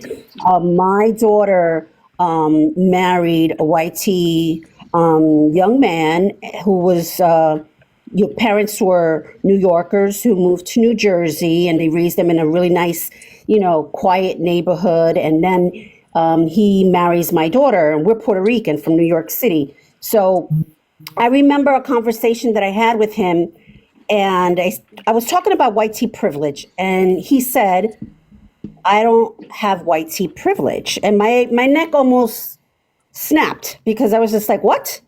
And so growing up in a inner city African-American neighborhood, exposed to racial topics by great teachers who taught me history. They would teach me history and they would say, okay, let's close your books now and let's go to the real history. And they would spend hours teaching me. I grew up like that. So knowing that, I had to basically educate him. And as I was educating him and my daughter was educating him, it took about a good month where we just spoke about history nonstop and racial profiling and the criminal justice system. He changed. He completely changed. Not only that, from marrying my daughter, now he has children, right, that are mixed. And so, but his parents are MAGA. And I stopped talking to his parents because even though they may seem nice, I don't feel safe around them. There's a lot of niceties, but honestly, not too sure that I want to have Thanksgiving with them and have the whole discussion. And so one of the things I want to say is that there are a lot of people who don't think they have white tea privilege because they are not put in a situation for them to realize that situation. I'll give you an example. I was in Canal Street here in New York City. I wanted to get a haircut. I went to this beauty parlor owned by Asians. And there were about 3 Asian young ladies in front of me, and I was the 4th one, and we all had to wait. We were walk-ins. We had no appointments. And any person after me that came in, the person was saying to them, oh, we're not taking any more. We're not taking any more people. But I noticed that every person that came after me was either African American or Indian from India or Muslim. So I'm just standing there and I'm watching this play out, right? Like, okay, is it really true that you are not taking in, or are you just mostly profiling them, right? In comes this beautiful white tea girl with blue eyes and blonde hair. I'm sorry. We got to get somewhere. This is where the chat is. I'm sorry. The chat's kind of frustrated right now. Sorry. But anyway, she tells her yes. So I'm saying, okay, she's going to go after me. The next time that someone needs to be chosen, who do you think goes first? So I immediately felt like I wanted to tell the young lady, do you understand what just happened? You had white tea privilege, but I didn't want to do that. Look, I'm sorry to cut you off. Look, today's topic is not. This isn't on today's topic, and I appreciate it. But like, let's stay on today's topic if we could. No, okay. So I just wanted to share that with you, and with Charlie Kirk. Sorry that happened. With nobody wants anything bad to happen to any individual, especially when they have family members. But I totally understand how everybody feels. With empathy and sympathy. Sometimes it doesn't go hand in hand. And I'm not going to make to be felt like I shouldn't have the feelings that I've had. I'm not going to be gaslit into not feeling bad. It is what it is. And I'm sorry it happened to him. And hopefully this rhetoric will just, be mindful of people walking in different shoes. We're not all the same. And I think we need to respect that. All right. I appreciate you coming up. No problem. Thank you. We'll see you. All right, Mike. What's going on, RTP? How you doing, man? Good, man. How are you? I'm doing all right. It's an interesting day. I just came over the point of the mountain. I'm actually teleporting right now. I'm coming down through Springville, and there isn't a single bridge the whole way that doesn't have a poster about Charlie Kirk. Flags are at half mast. I checked on a couple job sites today. Everybody seems pretty somber, which I find a little interesting because most of these people aren't connected to Charlie like that, and they feel as though they've lost a family member. It's interesting here in Utah right now, man. It's super interesting. I agree so much with you, but I disagree so much with you, man. And I should probably preference this by saying this. I wish I would have actually covered on my platform when we had the Democratic lawmakers that were unalived. I wish I would have covered that.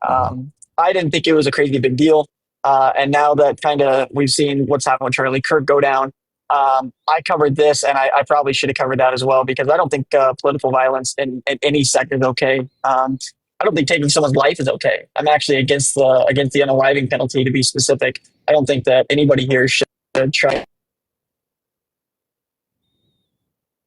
Is he breaking up for anybody else or just me? Sorry, I got a phone call. I don't think. I wish I would have covered it, man. I really do. I guess to my party, if your first response is to call for violent reactions to things like this, you're a fucking piece of shit. Nervous about the purge happening because something bad in America happens. Bad things happen every single day. Somebody out there somewhere right now is at a hospital and a doctor committed malpractice and their father's now not going to be with them. Or some kid somewhere just got cancer. And if your response is to become reactionary and violent because bad stuff happens, I just don't think that's an American value at all. And if you're on my side and that's what you're calling for is violence and repercussions, I'm sorry, I don't want to be on a side with you. And I also don't want to be on a side with people who celebrate this. I think we should have some and try to be cordial about it. Yeah, I got to be honest. I've looked. I know that there. I think something that we do often is that we take something that somebody said and we apply it. We apply it to like one side or the other, right? And I've been on Twitter a ton. I've been on social media a lot. Not TikTok very much, but. One of the things that was a bit alarming to me, and I got to say, like, I'm just really disappointed in Utah. Like, there's been a lot of bad things that have happened in Utah, a lot of bad things, and they never do this. This is the biggest reaction I've ever seen to anything in Utah. Maybe when we're like, they also did this when Rush Limbaugh died, and it's such an ideological place that it's hard to watch. It's extremely hard to watch because Utah has celebrated these deeply destructive people who happen to also share their political ideologies, but not entirely. And I looked at the politicians that were speaking. I gotta say, I'm not a fan of the Democrats. I'm not a fan of our leadership, but I don't know a single elected Democrat who was crossing a line with their comments. And yet I'm looking and I'm seeing the right calling for violence, calling for more authoritarianism. And it was alarming. It was alarming to watch people in my life who are not political start calling for authoritarianism. And I've got real concerns about how quickly people are willing to just say, shut it all down. We're going full on authoritarian. Utah would do it in a second. If Utah proposed a law today that like that anybody on the left, like progressive ideologies, need to be removed. Like you could pass a law today that said socialism can never be taught in school, and everybody in Utah, and you could call it the Charlie Kirk law, and they'd all sign on to it, every last one of them. And that's my biggest concern, is that there are a lot of communities that are marginalized. There are a lot of communities that are attacked, and white Christian Mormons are not one of them. And they're mourning as if this was an attack on them, and it's not. And that's hard to see for me. I don't think this is an attack on Christians at all. I don't understand that narrative. I see a lot of people saying that on the conservative side of things, and that doesn't make sense to me. I think it was an attack on Charlie specifically. That makes sense. I mean, we watched what happened. I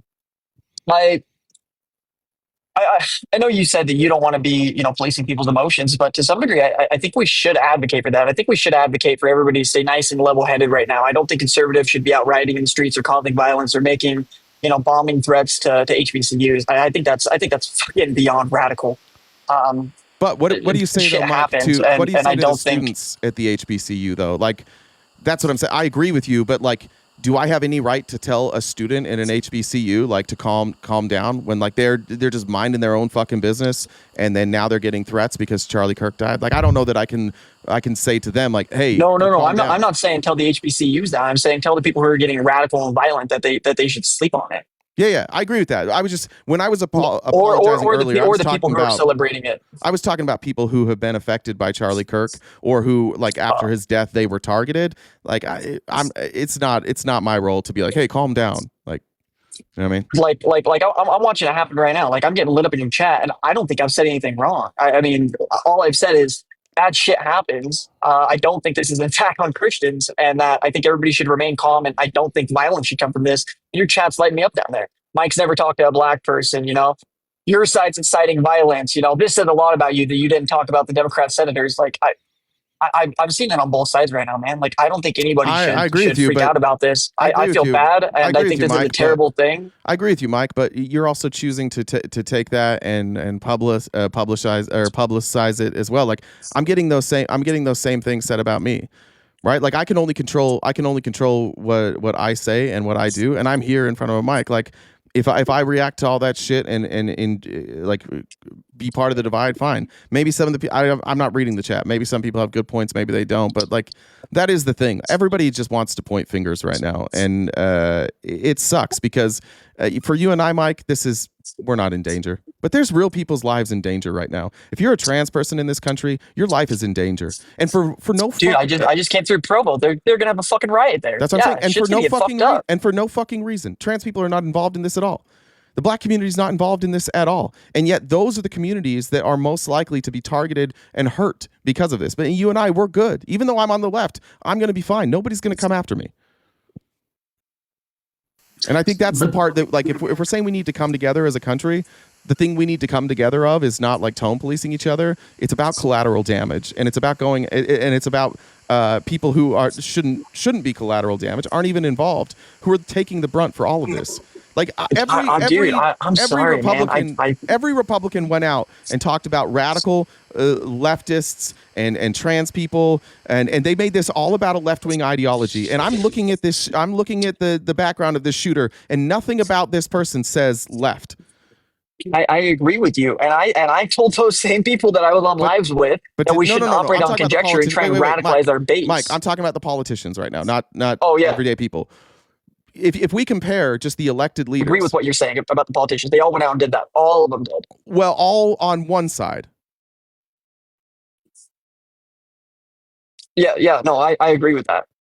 That's what I'm saying is when we talk about tone policing, that's what I'm saying. Like, I think that both parties on both sides should be advocating that we don't try and make this a huge radicalized situation. I just drove through Provo, dude. I'm watching. Like, people are getting ready to riot in the streets and shit. And like you said, for nothing.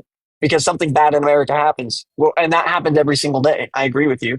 And I'm not saying that we should try and be authoritarian about it, but I do think that both sides should be preaching that people should be a little bit more stoic. Even if you didn't like Charlie Kirk, don't celebrate it. And if you love Charlie Kirk, don't go beat up your fucking neighbor because Charlie's no longer with us. Like, that doesn't make sense to me either. I agree, but again, I'm going to take you back to the politicians because, like, I have no expectation that people who are not elected officials, I have no expectation that those people are going to react in a certain way, right? They have that freedom. There's no expectation for them to rise above the fray. What I'm concerned about is that in this country, there is a significant amount of people who saw a fire and dumped gasoline on it and then walked with the gasoline to other houses and lit those on fire. That's what's scary to me. And what they're saying right now is they're like, hey, you guys called him a fascist forever. Okay. Like, is that what we do now? Because he was called a fascist? I don't know how he's not. But like, I look at what he said about other communities, and every time violence was perpetrated against other communities, we didn't get this same type of reaction. I'm just very concerned that there is, not you, I agree with you, and I appreciate, Mike, that you're saying like everybody needs to tone it down. I don't want you to take this as a personal attack, but we have to be really honest about how our elected officials reacted to this. Like, Spencer Cox is out there rage farming today. He's just out there like dog whistling. He's talking about riots in the streets. He's clearly referencing BLM. And he's like, look, at least we didn't do that. We're better than that. Why did he bring that up? Holy shit, you should see what Burgess Owens was talking about, man. I don't doubt Burgess Owens is like getting people riled the fuck up. But why do you think he brought that up? Oh, I think it's planned. I think it's planned division. I think that's what it is. I mean, granted, I'm more of an anti-government guy, so that's my stance on everything. But I think they're purposely doing it. I think the Republicans are actively trying to cause diversity. Can I offer you a different explanation? And I'll be honest with you. Sure. Racism. Really? You think that? I don't think it's that, man. How's it not? We'll explain it a different way then. Like, how do I? By the way, let's be clear on this. I think a lot of people think that racism is like, in order for you to be racist, you have to like openly hate somebody of another race. That's not what racism is, right? In this case, what he's doing is he's trying to elevate. He's trying to compliment the people of Utah by pointing to a different example of something that happened. The two are not the same. The example from the Black Lives Matter rally, that was a response to the government going after and over policing and using violence against black people. This was an individual citizen on an individual citizen, and so to bring that in tells me that they do believe we're better than that, and I don't know why you bring that up. That is as like, I haven't talked to anybody who wasn't like, oh, that's absolutely a dog whistle. Why are we talking about the BLM riots right now? Yeah, I don't know why he brought that up either when I caught his speech earlier. I don't think it's racism though. Well, I think it's the same old, hey, listen, this group is doing radicalized things and that group's doing radicalized things and we should just retaliate. And I think he's just pandering to what Utahns want. Because Utahns, they're just notoriously fucking LDS. And I mean, if you want to say it was unintentional, I mean, I could get behind that, but I don't think that he was like purposely trying to be racist about it. Mike, in fairness, you don't necessarily believe like things like white privilege exist. I mean, we've had conversations, you and I, on panels before. So,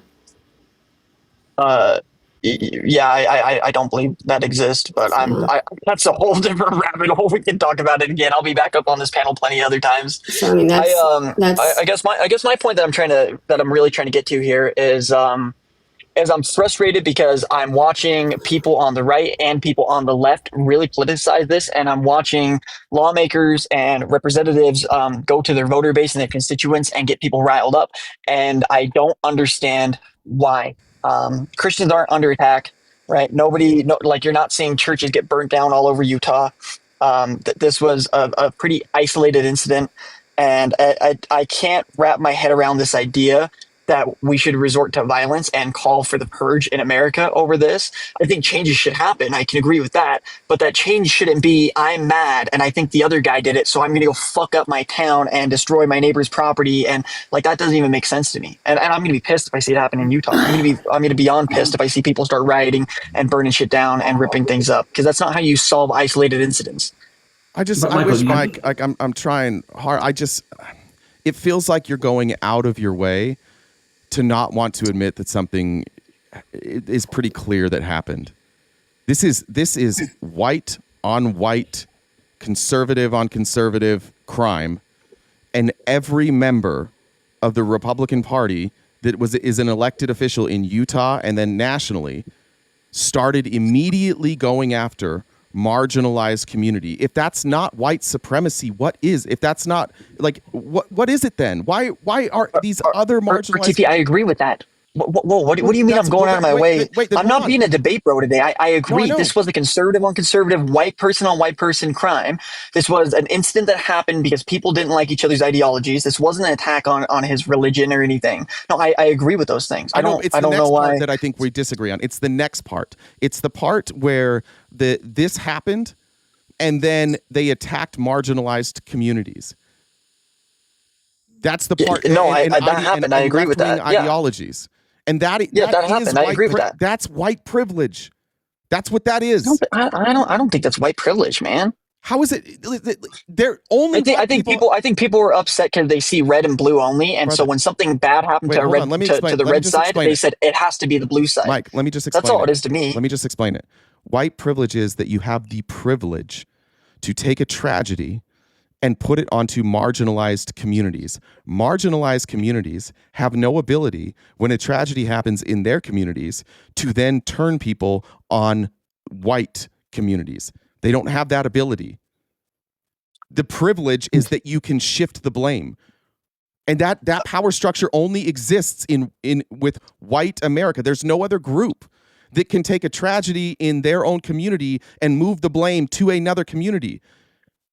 We've got to have these conversations honestly and stop pretending that it's about that if you say I have white privilege that you are that you hate any of the marginalized communities. We have to be honest about that. Mike, I have white privilege.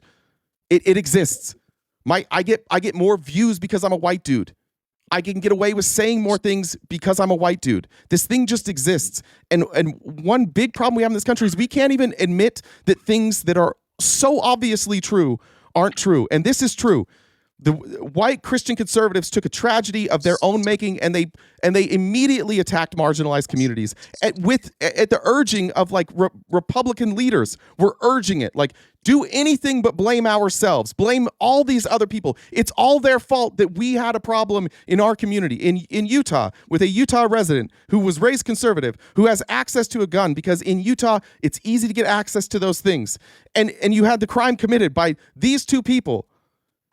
And because Utah doesn't want to self-reflect and be like, well, maybe we could limit access to weapons. Maybe this charged rhetoric does lead to violence. Maybe the fact that the victim and the shooter are both from the same community means we should look in our community, and everybody wholesale rejected that and made it about left-wing ideologies for 2 days. And it had nothing to do, it appears, with any sort of left-wing ideology. I agree with all that, RTP. The only thing I disagree with is you're saying that this is white privilege. I don't see it as a race thing. I just see it as something bad happened to the red team, and they all said, hey, it's got to be the blue guys over there who did it to us. It has to be. And then they got radical about it. I'm sorry, man. I don't see the white privilege. I just don't see that. People just got radical and they wanted to blame the people who are not on their side. I'm sorry. I don't see this as white privilege. Let me try it a different way. You live in Utah County, is that right? I live just south of it. I live down in G-Rub. Okay. I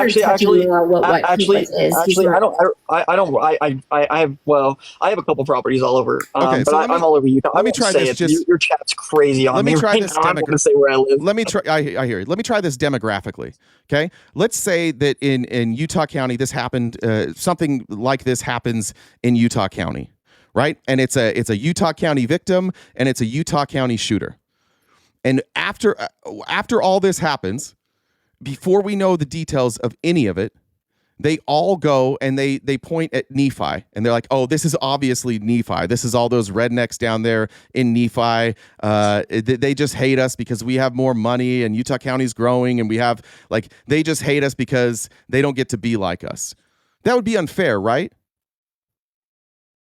That would be unfair, yes, and that's what they did. Okay, I know. Let me keep going. And you would acknowledge that the population of Utah County and the wealth of Utah County and them shifting their blame to Nephi, like Nephi would be helpless there, right? Like if you actually had an all-out war, Utah County versus Nephi, Nephi's helpless. There's 1/100th of the population in Nephi. You would agree that would be like there would be a weird power dynamic there, and shifting the blame would be unfair, right? Yeah, I agree. Now, everybody in Utah County, whether they spoke up or not, if they said nothing or if they went along with that, that would be their privilege. That would be they have something that the people of Nephi don't. They have a collective of people. They are collectively blaming this group of people in Nephi.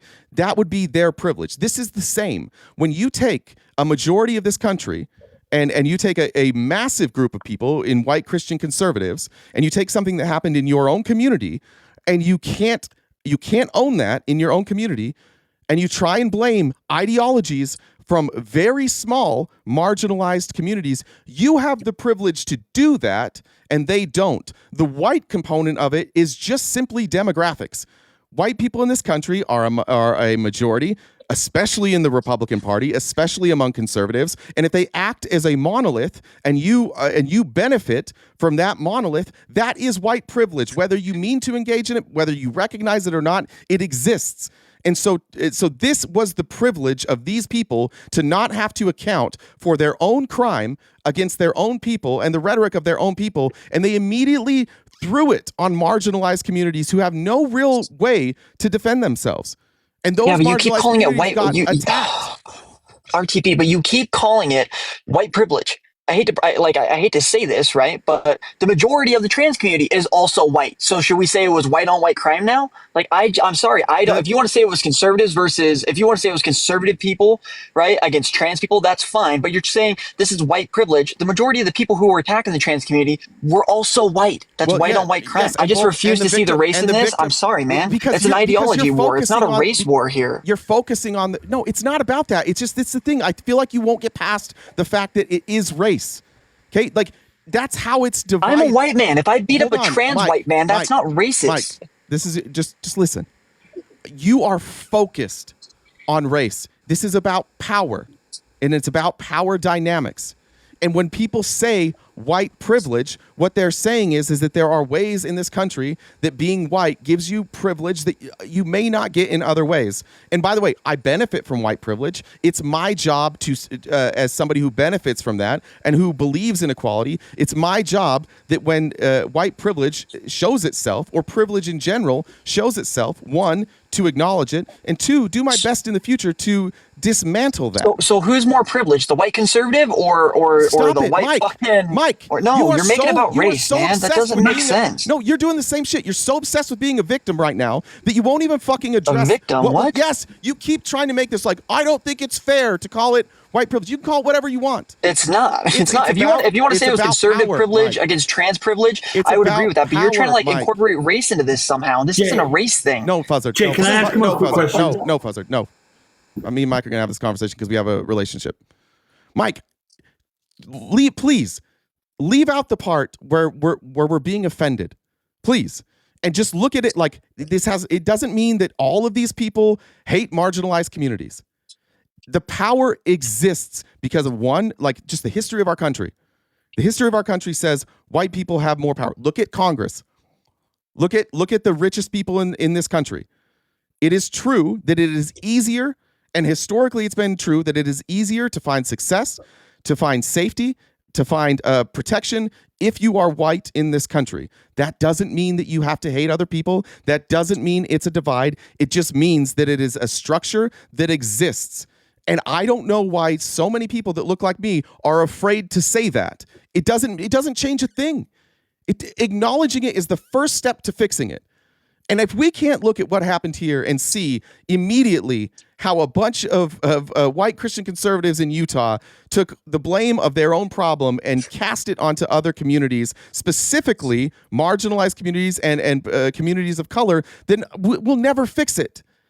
It's not a demonization of you or other white people. It's just a reality that exists, and we have to undo that. I could agree with 90% of what you're saying. The only reason I'm lost on this, the only reason is because you're saying white conservative people took this and put it on marginalized groups. I agree. They 100% did that. It's wrong. I agree. Okay. The groups that they put it on, though, which is why I'm lost, is you're saying they put it on left ideologies. The majority of left ideologies are also white. So white conservatives blamed white fucking liberals or white trans people. I just don't understand the white part of it, man. They first blamed a black person, and then they claimed that they were trans, and then they claimed it was something else. So there's I've been hearing trans the whole time. I've only heard trans the entire time. The first person that they blamed was a black person. It was an arrest photo from California.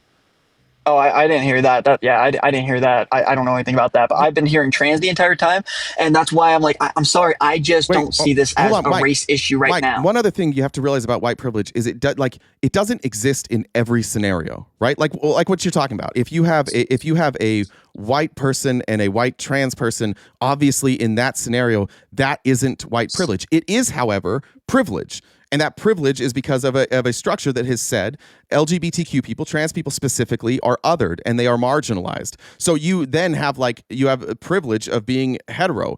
So it's about power dynamics. I agree with you that me saying white privilege doesn't apply all across the board every single time. I was using it as a blanket statement. It's not always white privilege, but it is privilege. If we want to just say privilege, if we want to, and power dynamics, but you have to look at a community who literally refuses to look inward. This seems to be a very conservative problem that just happened to Charlie Kirk. It seems to be born and bred out of conservatism and out of a kid being radicalized, despite the fact that he has all the privilege in the world. He comes from a wealthy family, law enforcement. He obviously has access to a good education. He has access to a happy. He has a good home to go to, a supportive home. It seems that people don't want to acknowledge that, and they just want to other everybody. And that's the history of our country. The history of our country is we generally, us, the people in power, which has historically been white dudes, we tend to blame all of our problems on smaller groups. Yeah, no, I don't have an issue with that. It's the only thing is with this specific incident, I just don't see the racism. That's where I'm lost. I just don't see that. I'm sorry. I can agree with what you're saying. I think white people fucking blame black people all the time. They blame the Mexicans all the time. They blame the Venezuelans all the time, the Puerto Ricans. They say it's the Chinese fault. No, I agree with that. I agree with that 100%. Let's go back to the first this specific incident. I just don't see the racism, man. Let's go back to the first example then of Spencer Cox, the governor of Utah. When for some reason during this speech, he decided to praise the people of Utah and say, we didn't do looting and riots. Yeah.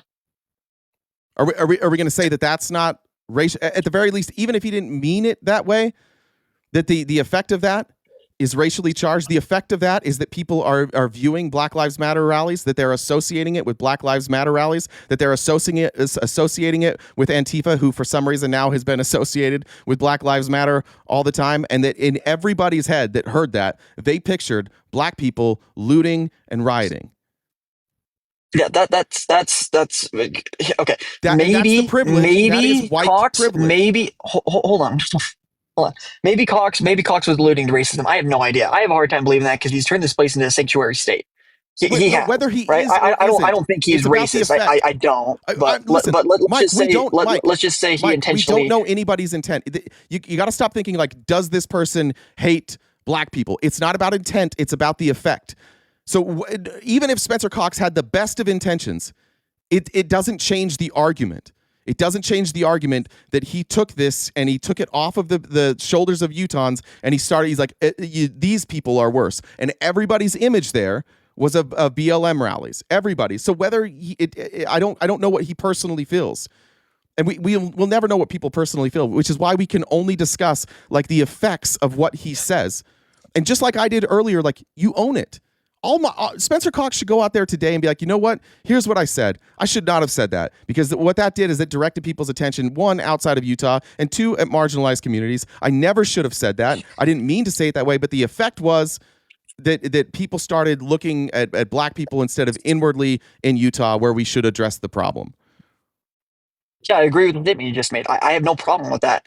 I have no problem. I'm still lost on fucking like the racism part, man. I know you're familiar with Utah's legislation. I don't see any legislation coming out of Spencer Cox's office as being racism at all. In fact, actually, I think he's tried to turn Utah really into a sanctuary state. He's made a bunch of pushes for that. I just don't see that. It's not an all or nothing thing, Mike. It's not.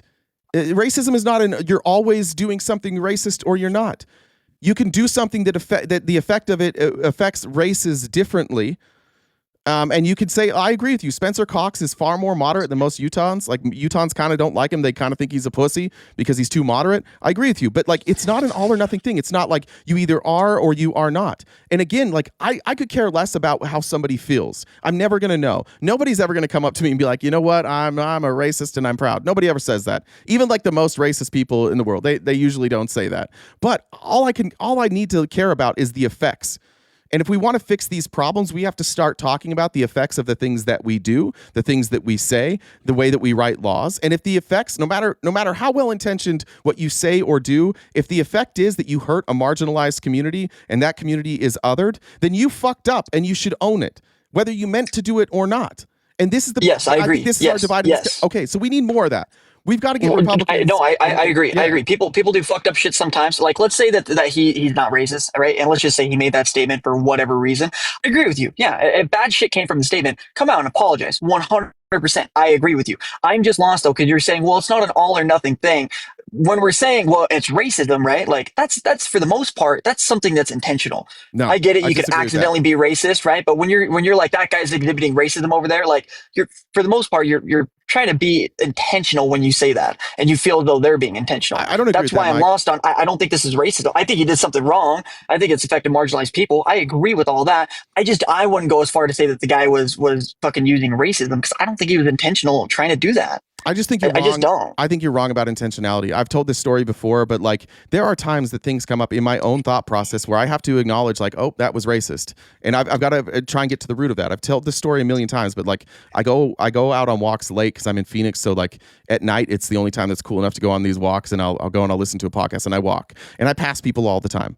There's always other people out there walking. I've never feared people. Sometimes I fear javelina, coyotes. I had a weird experience with some owls. But there was one day I was walking back the same route I always take, and I was at the top of this hill, and I was going down, and coming up towards me was a black man, and I immediately felt fear. Now, do I hate black people? No. Was I ready for that? No.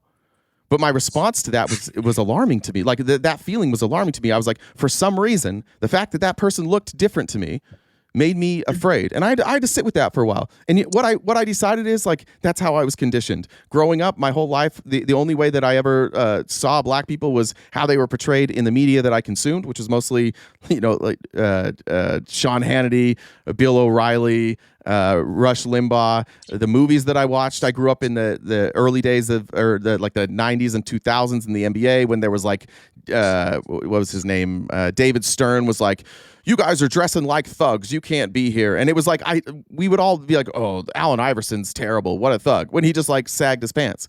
And I realized that that's like conditioning that just came back up. I had no intention of that. I have no bad feelings towards black people, but it happened. And I didn't mean for that to happen. And I think sometimes most people would rather just ignore that and pretend it didn't happen and move on with their day, rather than like internally confront that. And I do think that there is like this massive like pussification, specifically of white dudes in this country, that is cheerleaded by the establishment conservatives. It's like, hey, you don't ever have to acknowledge that the things that you do might be biased, as long as you don't hate somebody. And I disagree with that. And I think that's why we are where we are, where you get to justify a lot of these things. Charlie Kirk was a racist. Charlie Kirk said incredibly racist things all the time. And he covered them up by saying, I don't hate black people. I have black friends. But he also said, like, we shouldn't celebrate Martin Luther King Day. He also said Juneteenth shouldn't be a holiday. He also said we should undo the Civil Rights Act.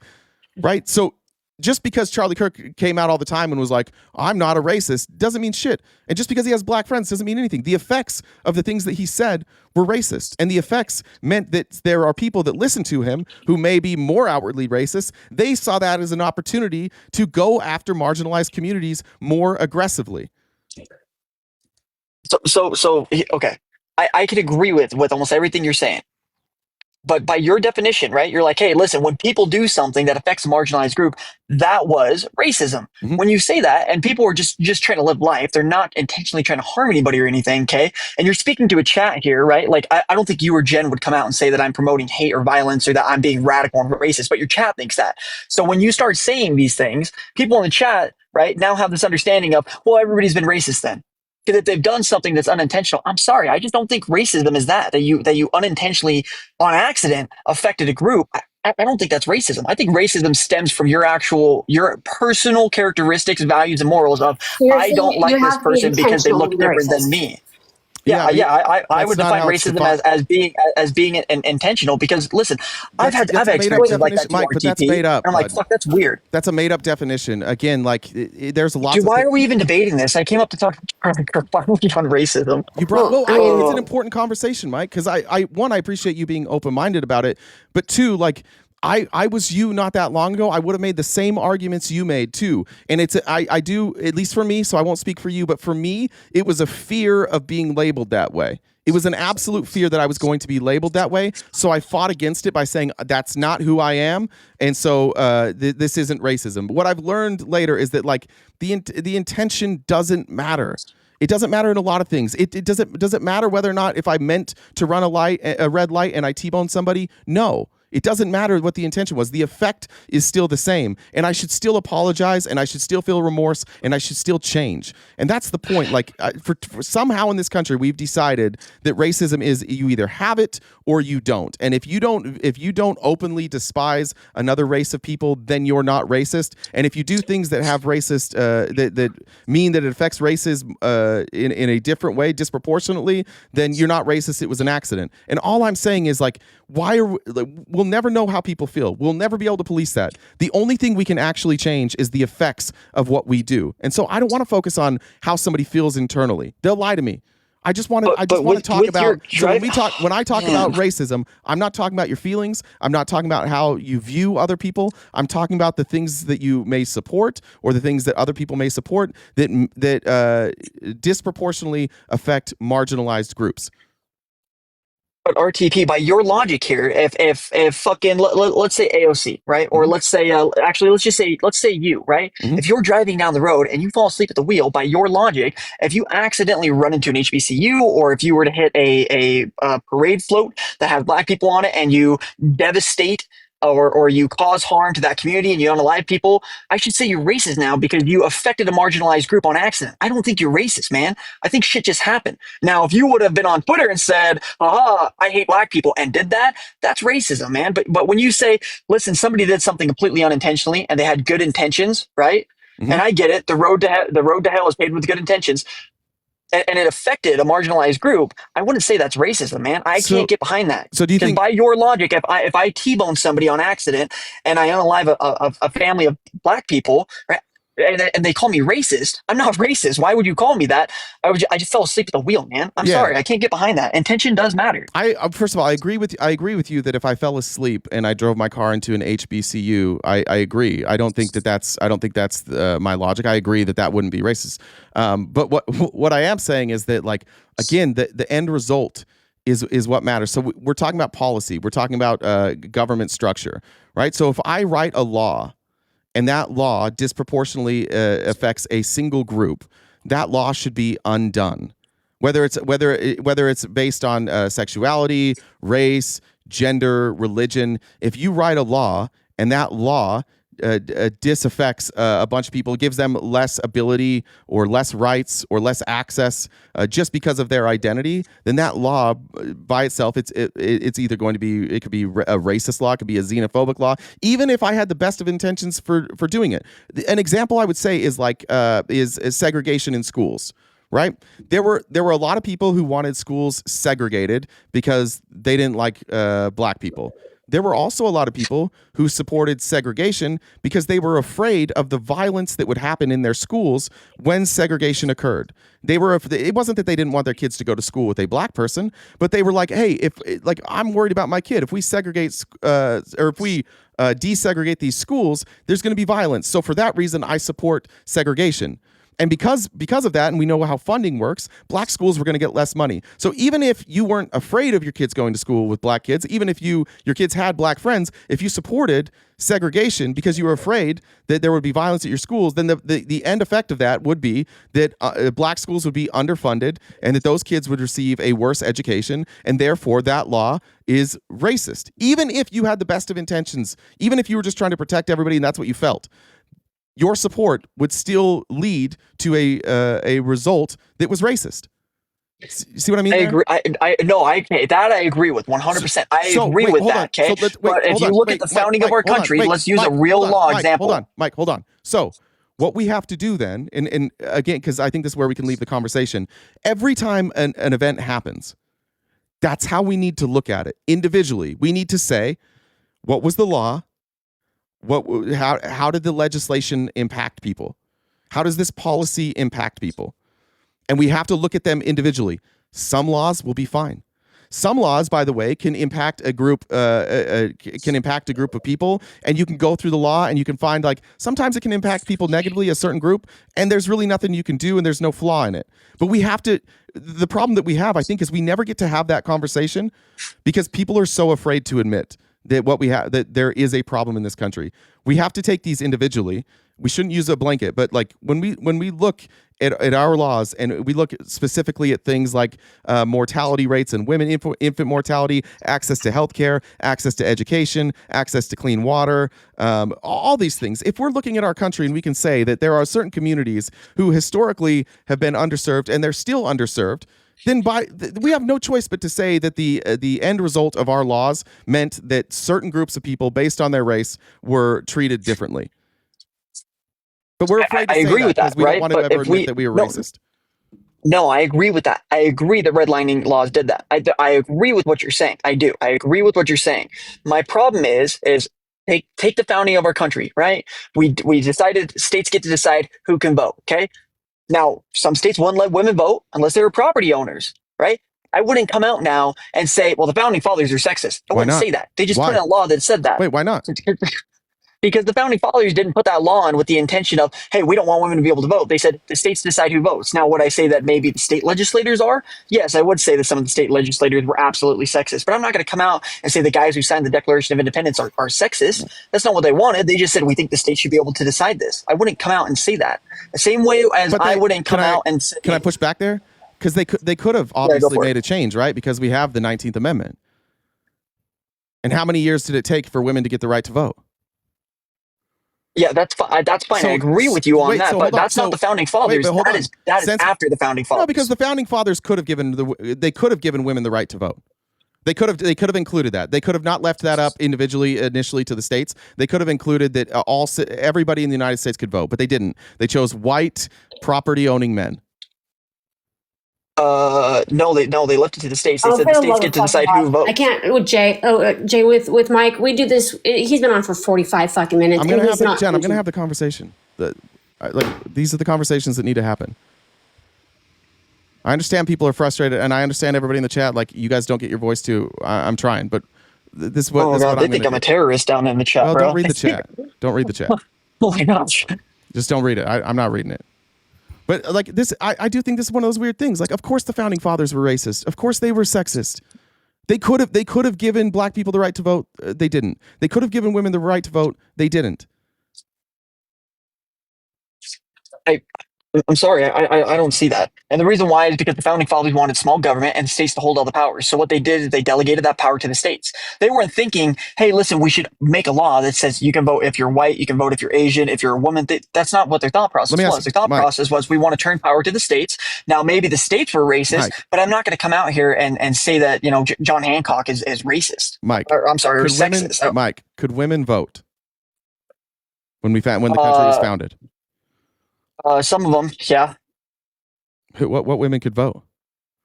When we were initially 13 colonies, a lot of them could if they were property owners. And the states that wouldn't let them, I will say that those states were sexist. Okay, but I'm not going to say the founding fathers are. Just follow me here.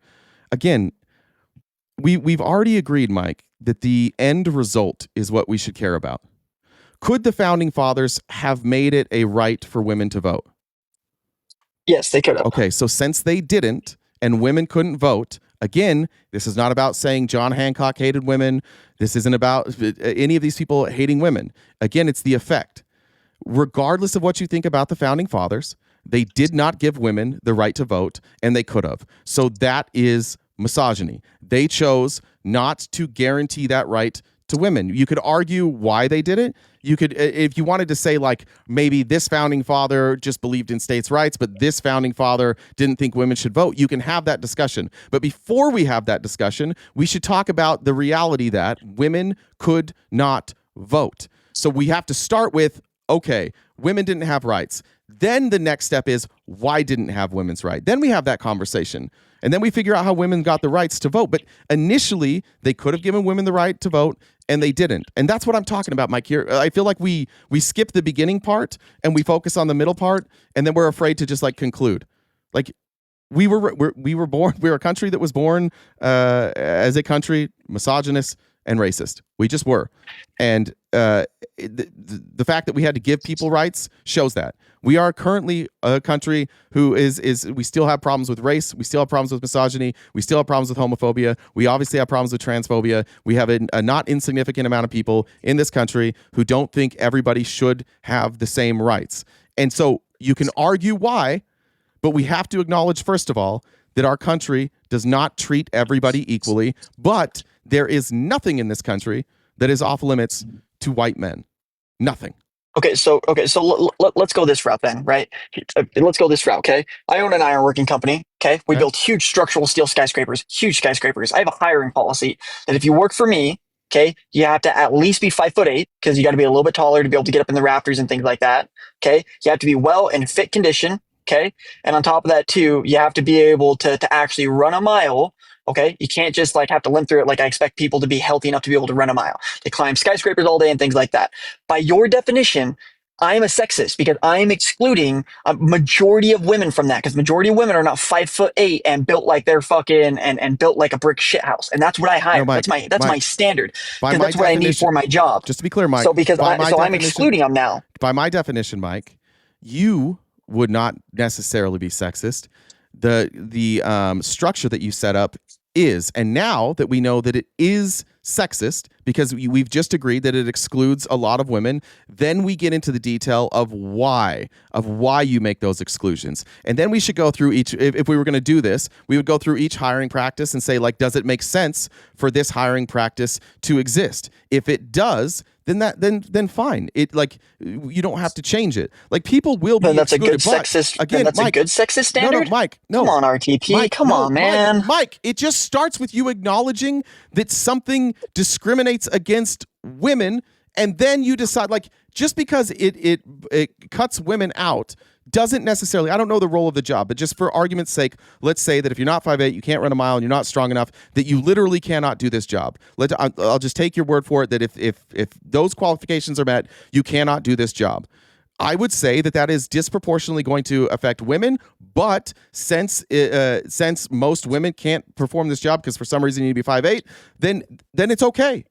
But it still discriminates against women. But that's how we figure out if the structure itself, if the policy in place itself is discriminating people who should be eligible for that, or if it's discriminatory solely based on their identity. Right? So in your case, if I'm taking you at your word, this wouldn't be discriminatory solely on identity, but it does eliminate women's ability to work there. So you, Mike, wouldn't be a sexist. This would be on appearance a sexist policy, but when you get down to it, there's no way to do it any better, and that's okay. Right? Like that's fine. The Navy SEALs would be the same. Right? If the Navy SEALs are giving us data, by definition, it is discriminatory. But you're making the best point ever, RTP. I agree with you. I'm sorry to cut you off, man. But you're making a good point. I agree with you so hard here. I have the issue when we start throwing those terms around now because your chat is saying I'm sexist, and we both just agreed that no, it's not. No. Come on, RTP. I'm not a pussy. Serious. Come on. But what I'm saying is that we radicalize people because now people are like, well, that sounds sexist. This guy's a fucked up person. I'm not sexist. I have a job that needs to get done. Mike, you're right? being soft. these are the standards I set, and we're radicalizing people. No, this is Mike, why what happened. you're Yes, being this is why we're seeing political violence. No, is it's we not. throw Mike, these no, words it's not. around, Mike, and those words aren't true. Mike, is there any evidence? There's no evidence that the reason that Charlie Kirk was just unalived had anything to do with the fact that we're saying things might be sexist or racist. You're being soft right now, and you and I, we're cool. Fuck. I'm telling you, you are choosing to dismiss this entire conversation because you don't like that people are saying misogyny. Toughen up. If I had your business and I was running your business, and again, everything that you said was true, if somebody came to me and said I was a misogynist, I would say, I understand why you say that, because we don't hire a lot of women. And let me help you understand why we don't hire women. Or we don't hire many women. One, maybe we don't have that many applicants. Two, there's physical standards, and for some reason there's a height, and just a lot of the women that apply here aren't 5'8", so I cannot hire them. So I understand what you're saying. I understand that you think this is sexist, but I'm telling you, I had no intention to not have women work. It's just this is what we need to fulfill this job. But you're choosing to say like, oh, your chat's calling me sexist, and this is why people radicalize. And I kind of agree with you, but I think that says a lot more about the people who get radicalized, that they can't handle like a real discussion.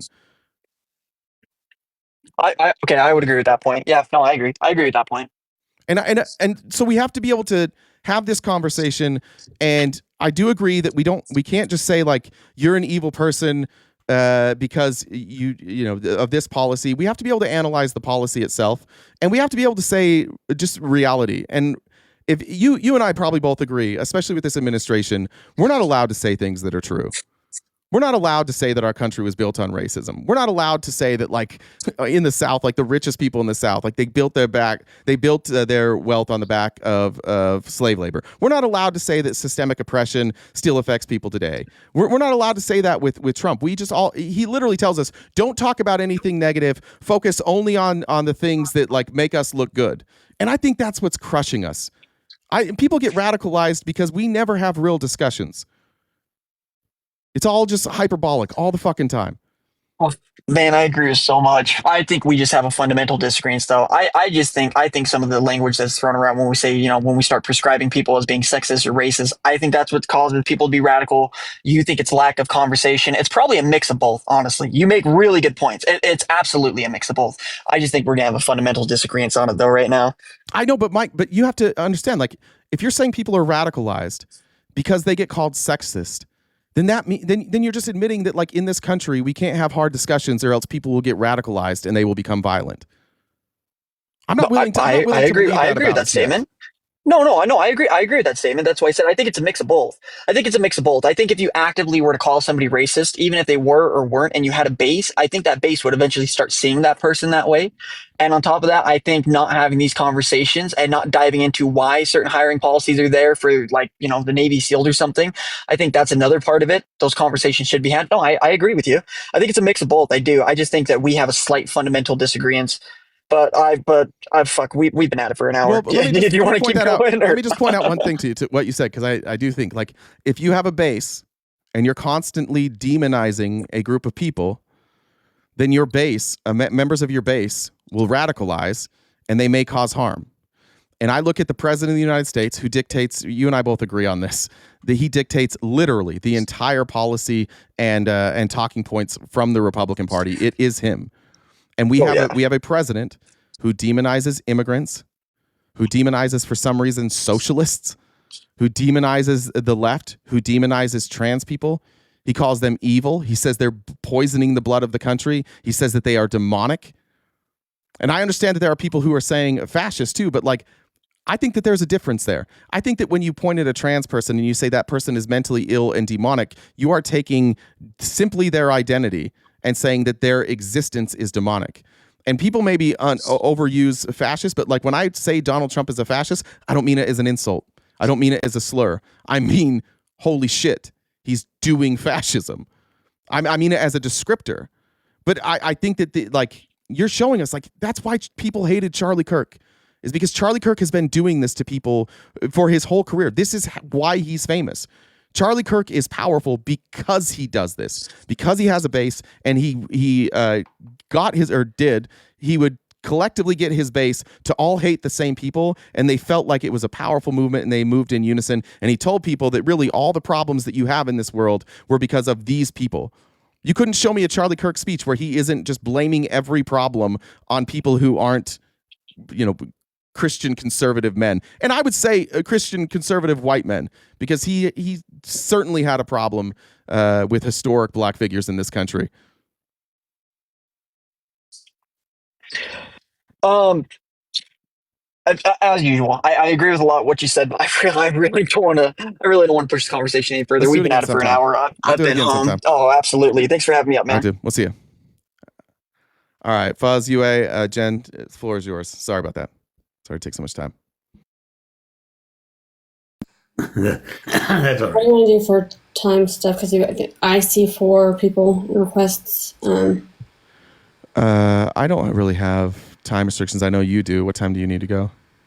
Well, just like I said, I can't be here super late. I want people who've been waiting and want to come up. I want to at least give them a chance to come up. So. We'll make sure we'll get through everybody quickly.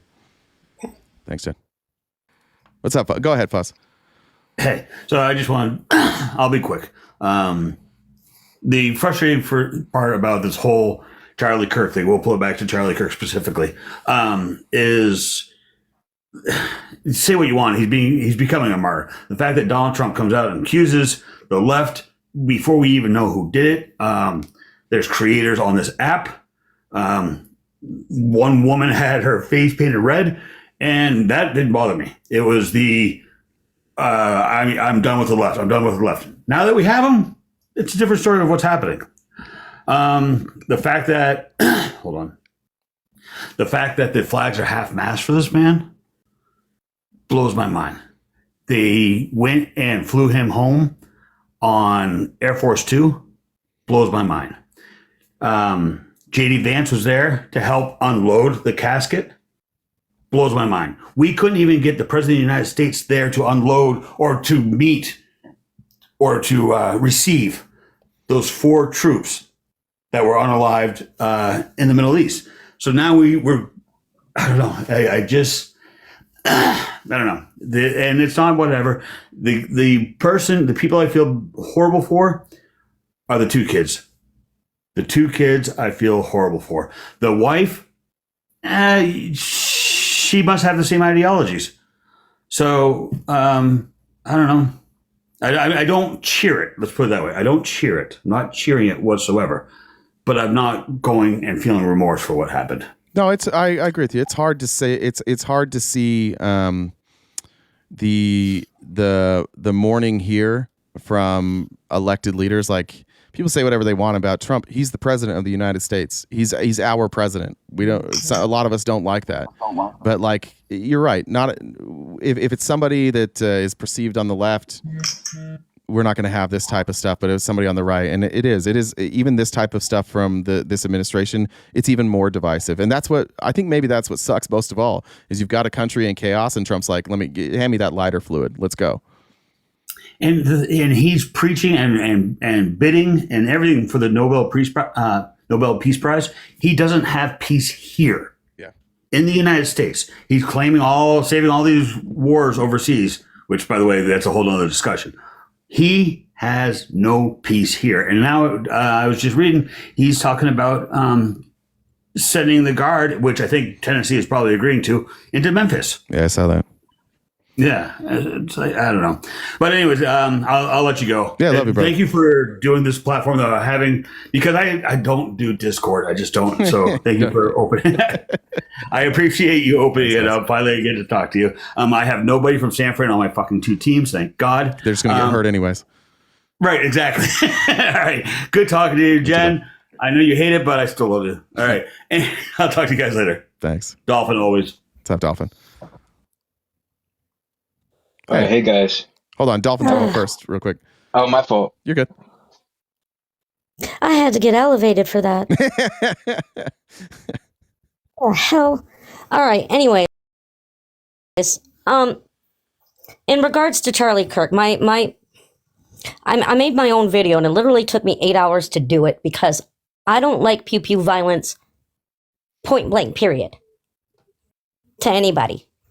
And irregardless that he was a despicable human being, and I did not like him whatsoever, he was still a human being. Gosh, that really does kind of leave a bad taste in your mouth, but I have more compassion than most.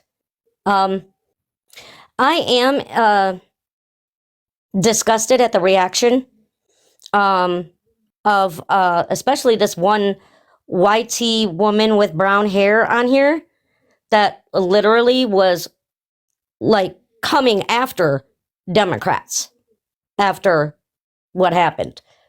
And because our current president of the United States said radical leftists were the ones responsible, or at least our woke ideas. What do we do when we have a president that speaks about people with such hate?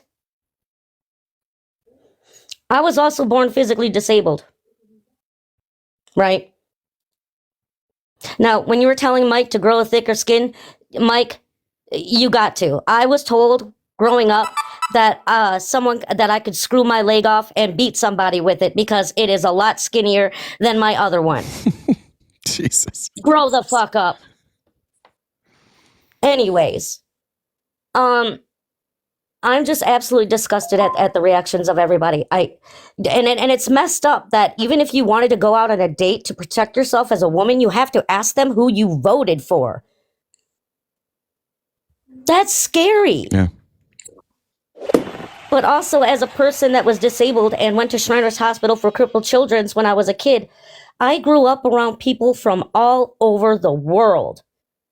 I met people from Poland to Africa. I don't look at anybody any differently than me.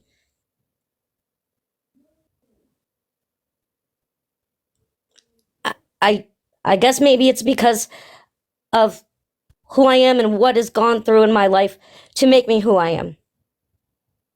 Yeah, I do think that like tends to happen. People have had traumatic things happen to them, or people who feel othered. I don't want to like my othering is so insignificant compared to others. But I will say that like a lot of my change politically happened when I did change politically, and you know I'm from, like I said, where Charlie Kirk was unalived, and as soon as I was no longer Mormon and Republican and I was vocal about it, like for the first time in my life, I felt othered. I had never felt it before. And it was so insignificant. Like when I walked down my neighborhood, I would see the way people interacted with me, looked at me. It was almost with with pity. And it was the first time I had ever felt it. And it was alarming for me, and it's on such a small scale.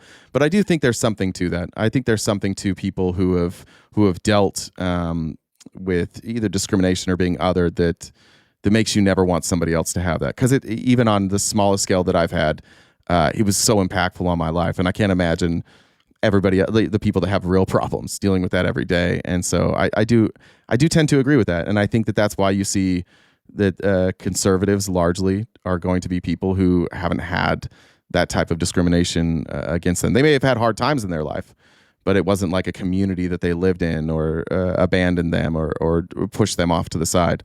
And I do think that it radicalizes people in a very different way in a compassionate way. And I think that's beautiful. And I also have something else to say when he was talking about the YT privilege. I just a clarification. I'm literally Mexican indigenous. I just look like an iPhone flashlight, unfortunately. And if somebody with the same name as me were in the same vicinity as me, with the same makeup as me, not color-wise, but same Mexican indigenous, I would be ignored because of this. Yeah. That is what YT privilege is, Mike. And may I give 3 quotes before I drop? Please. Okay. Well, the other day I was watching the movie Unholy because I love movies. And one of the pastors decided to say this. He said, "Faith in evil empowers evil." Yeah. And right now we have a bunch of people in the government that are just evil human beings that are trying to bring faith into it. Don't need that.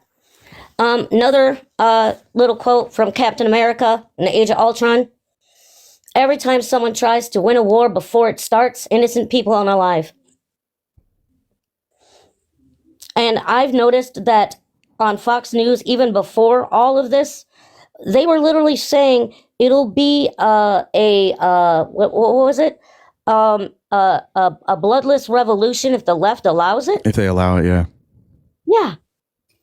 Yeah. And to Mike and any other MAGA, please try to live by my motto: life's a bitch. Get a fucking helmet. Thank you. I'm done. Yeah. I'll give you a wee before I drop. Wee! Yeah, thank you. I see Mike getting hammered in the comments. Mike, I just want you to know that I actually agree with the women here. It's similar. Like, is every bee going to sting you? No. Can all bees sting you? Yeah. Right. So I would agree, Mike, and I would say that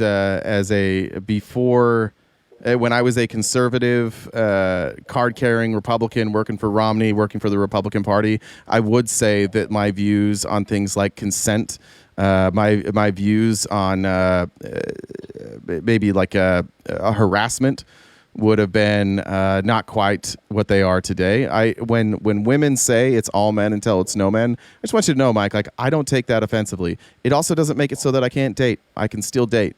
But if going into that situation, if I'm aware of that, if I'm aware of the danger that women face, like, I'm going to act a little bit differently. And that's really kind of the point, right? If you acknowledge that the most dangerous thing to a woman in this country is a man, then you act a little bit differently. Just knowing, like, there's people that deal with trauma, and if any other trauma somebody had in their life, let's say somebody was afraid of heights because they fell off heights.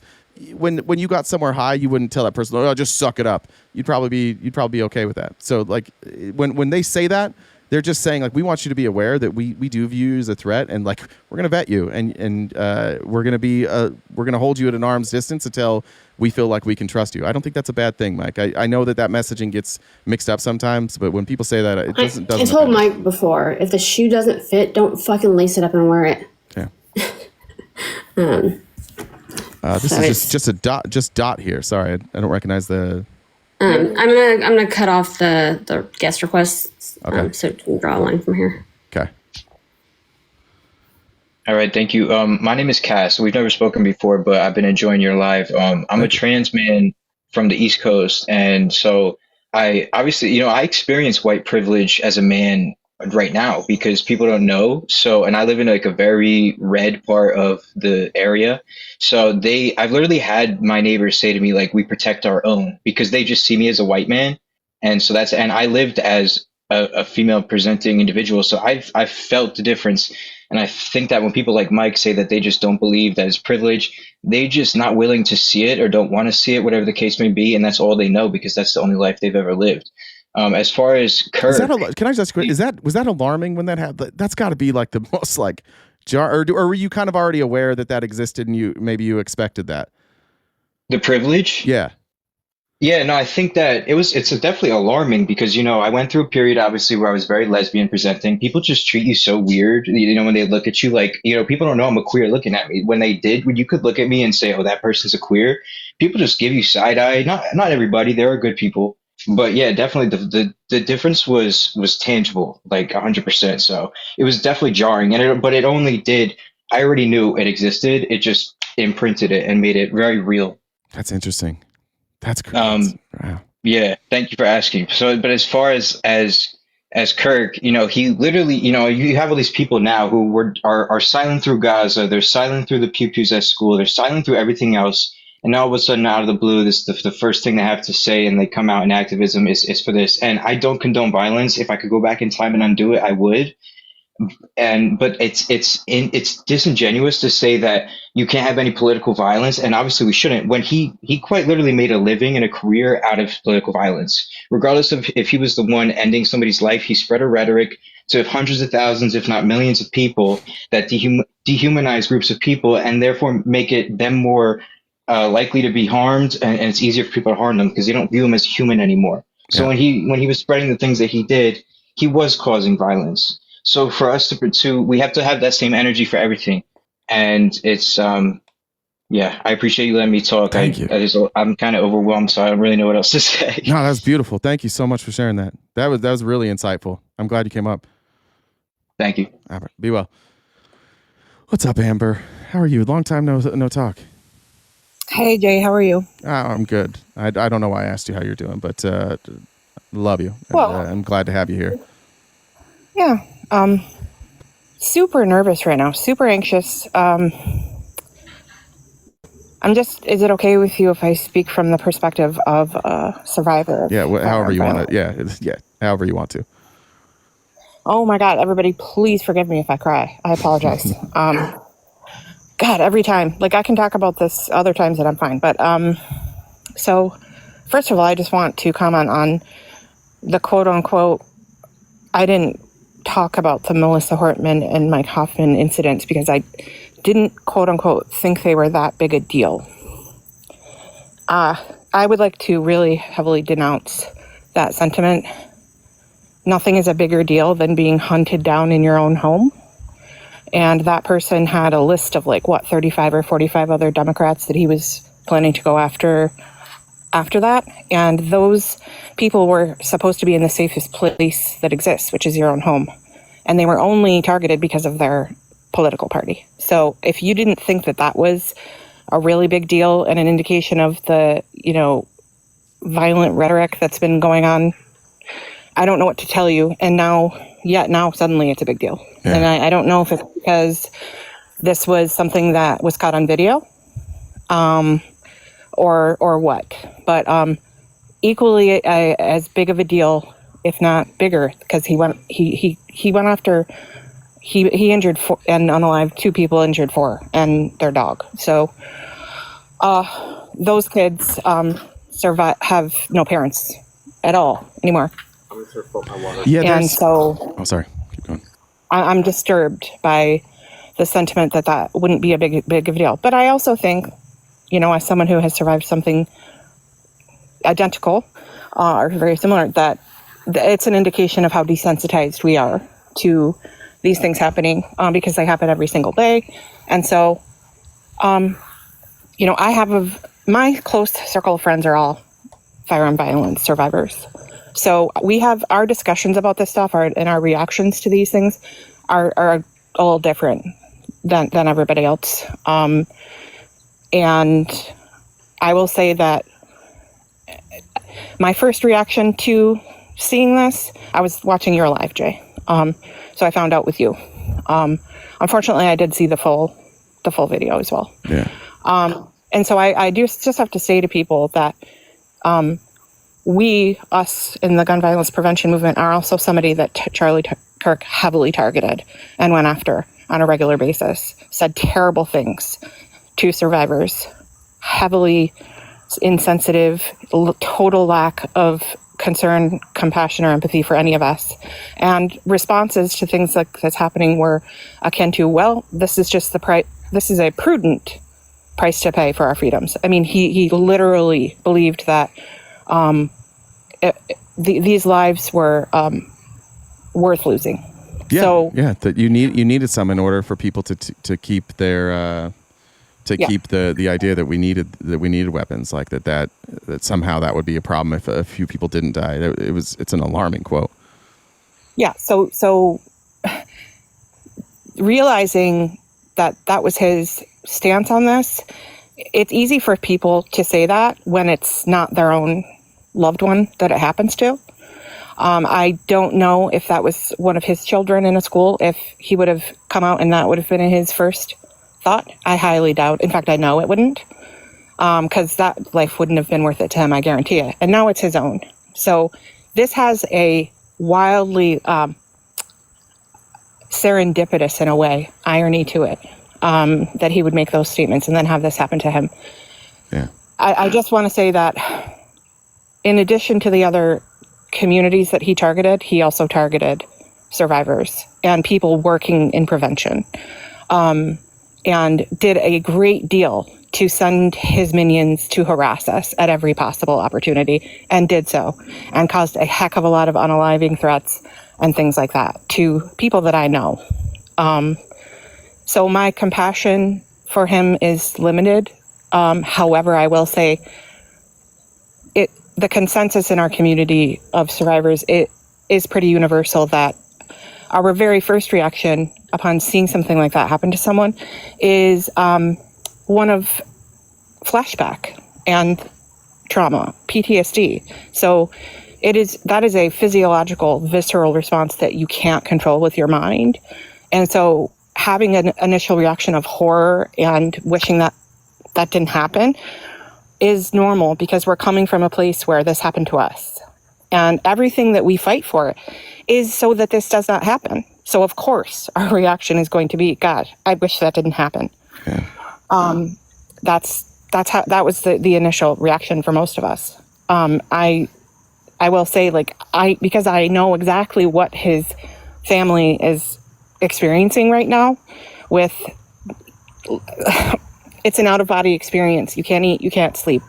You feel like you're gonna unalive. Of course, there's a part of me, as someone who's been through that, who feels no one.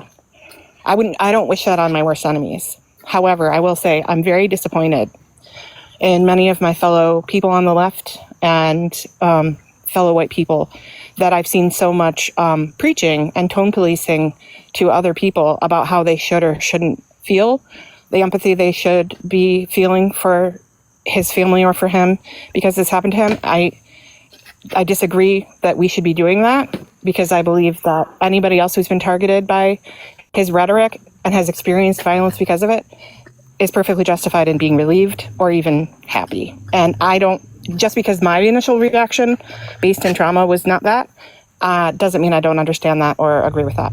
I just wanted to put that out there.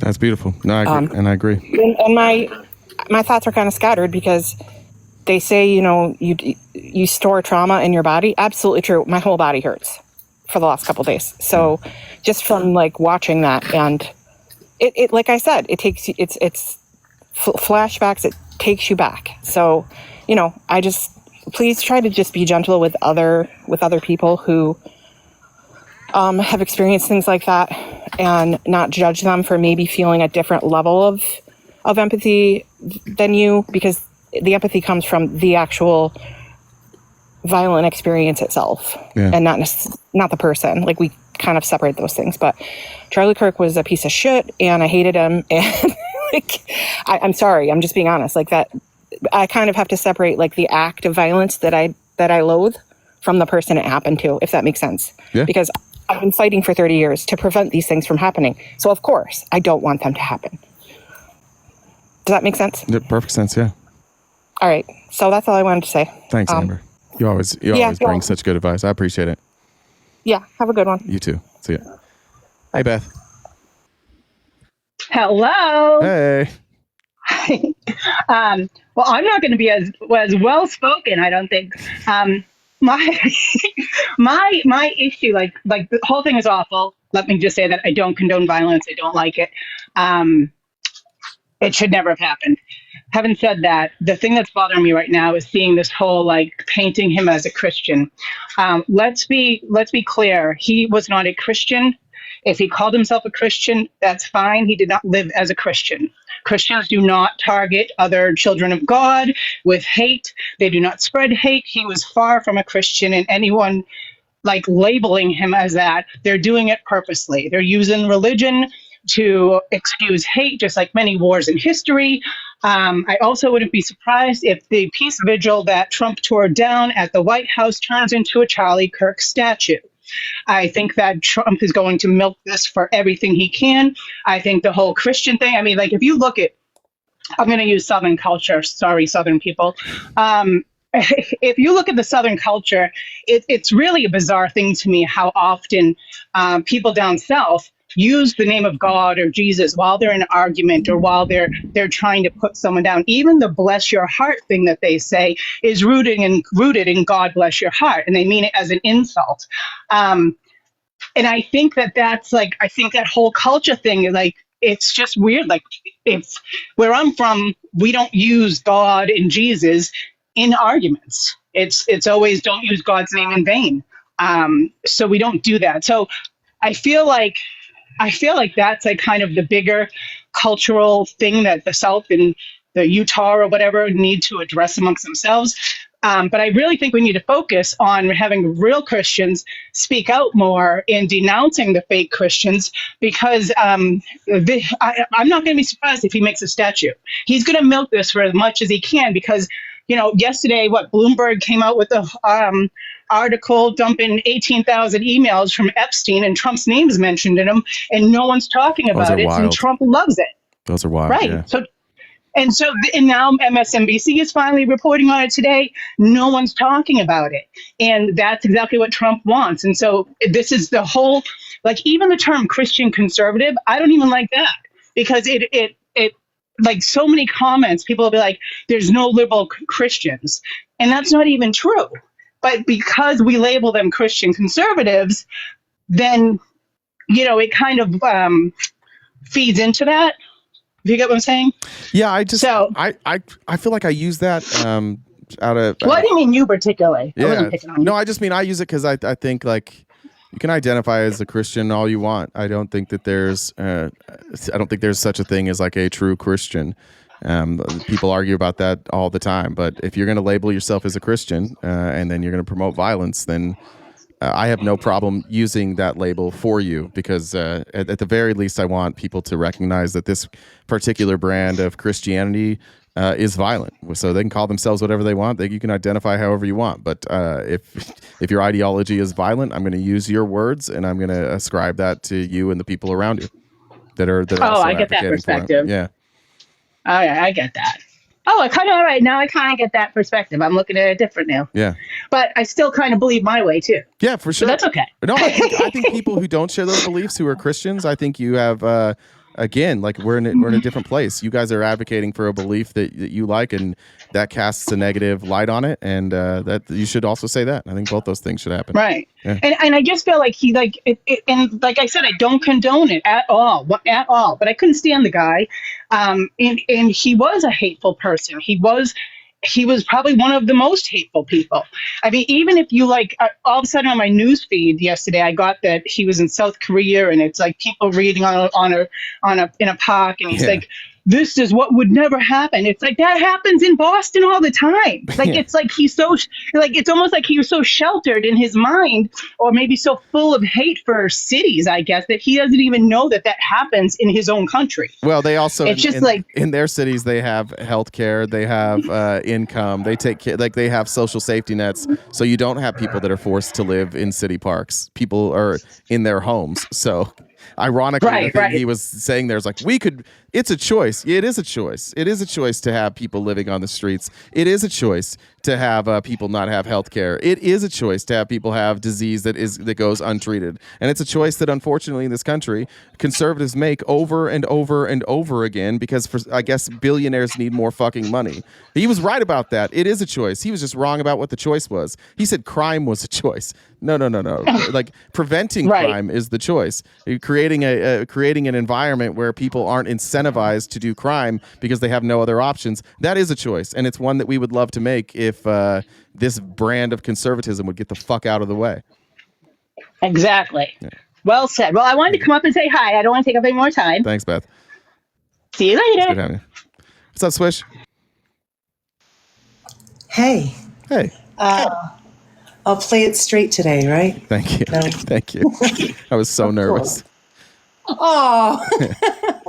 Well, I hope you know me a little better by now, of course. I'm going to read the room. So, I've got 7 kids, right? And I've got this one son who's very, very Christian, and he's actually also my most thoughtful kid in terms of the conversations that we get into. And I know part of that is him desperately, even if he doesn't say it out loud, trying to pull me back into the flock, and me on the other side trying to gently pry him free from the cult, right? And we had a very thoughtful conversation today. And when he called me yesterday, I knew in his voice what this was going to be about. He is a Donald Trump voter. He had the same tone in his voice when the attempt on Donald Trump happened, and I just knew what this was going to be, right? And I felt like I wasn't able to give him what he needed in terms of reaction, right? Because I acknowledged that, in my opinion, in this country, I don't think anyone should be executed broad daylight by someone who decides you're no longer worthy to be in this world, right? That's across the board. I feel like that's a thought everybody should have somewhere in their head, right? Due process, no crime, you know what I'm saying? Yeah. And so, and also, somebody tried to shoot at Trump. Someone else died. And, and the story was the guy, 100%. like the story from everybody, and the thing that radicalized them was the guy that didn't. And that was a bizarre. Yeah. I mean, that was just such a bizarre moment for conservatives. Like they basically just ignored a father, a fireman. So a dedicated civil servant who I'm sure that like we had different politics, but like somebody went there with their family and they left without their dad, and all we heard about was Trump. And that was a glaring moment for America, that we're just like, and people are like, oh, this radicalizes me now. I'm more for Trump than ever. It's like, all right, but you know that firefighter died, right? You know that's what actually happened that day. Yeah, and to your point, also, a lot of Christians being, but look what God can do. He had his hand on Trump. So where was his other hand? Couldn't reach over and like shield. Yeah, fuck that guy in particular. Exactly. So I mean, I get that, right? So that's what I think about that. And we were having this conversation, and I said, but look, do I feel that way? Sure. But also, I'm not over here in mourning, though, either, right? And the reason that is because I felt that this person was harmful to so many communities, right? And to echo what Amber said, I said I am in no position to tell anyone of any community that he was actively harmful to, how to feel about this. And it doesn't matter. I don't care if they're clapping, jumping up and down, whatever the hell they're doing. That's not for me to say, and I'm not judging it, right? But the thing, though, is that like we had a very thoughtful conversation, and I'd love to get him up on your show so you can have a debate with him, because I think that the two of you have been where he is. Could really have a thoughtful conversation, but the pain in his voice is really what I wanted to talk about just briefly. This is someone who is so far into like that whole. When we talk about him now being martyred, like there's a lot of people that hope that's the case, right? That hope that there will be statues, that want to see him lying in state, that, all of these things. I saw a video and they're weeping and they're crying and they're, all of these things. And I don't know how to pull anyone out of that, much less when I see it right up close with my son. And my son he's a thoughtful kid. He really, really is. And he tries to apply what he reads in the Bible. Like, he tries, and I just don't know. I don't believe hardly anything he believes, but I do know as a mother that I recognize that he is in pain over this event. So I don't know how to navigate that. I don't know. It's an interesting place to be, to want to push back on every single thing, but also see that your kid is in pain, whether he should be or not, right? He just is. So I don't know.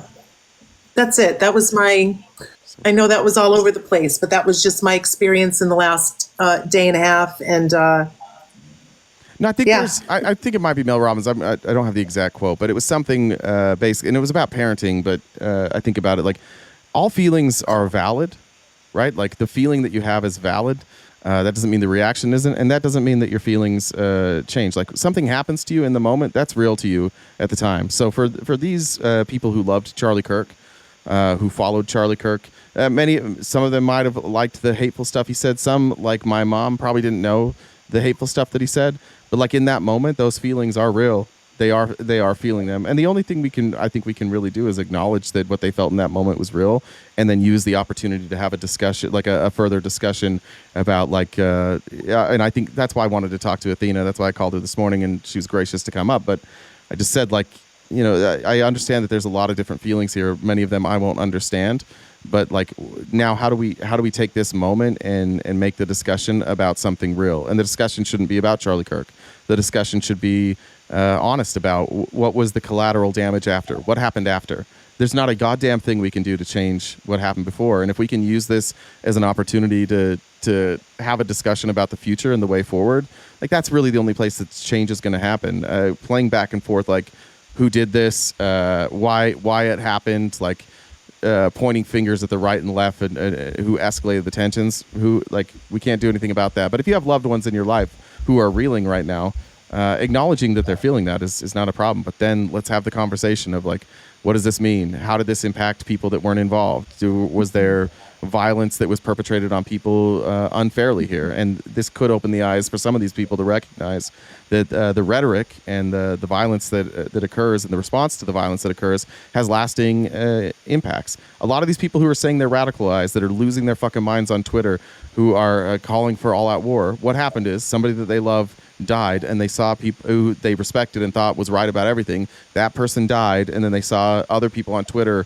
openly mock them, and it infuriated them. And that happens to them. It's real, and they see that. But I don't think there's ever going to be a good discussion on trying to explain why what they felt in that moment was wrong, because it's deeply rooted. So having the conversation going forward of how do we make sure, one, it doesn't happen, and that other people aren't suffering for what happened that day, that's my goal. That's the direction I'm trying to go, at least.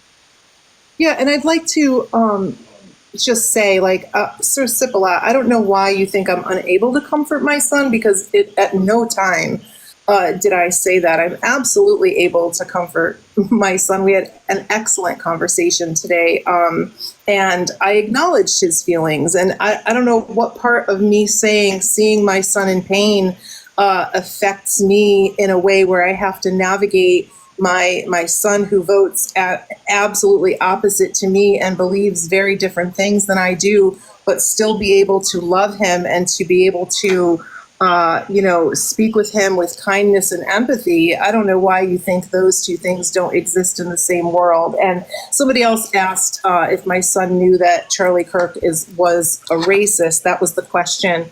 And to that, what I would say is, most MAGA voters and most people that I've seen that were followers of Charlie Kirk and his movement, etc., I would be hard pressed to think you're going to get any of them to say that Donald Trump is a racist, that Charlie Kirk was a racist. I think if you're in the cult, you're in the cult. That's just what it is, right?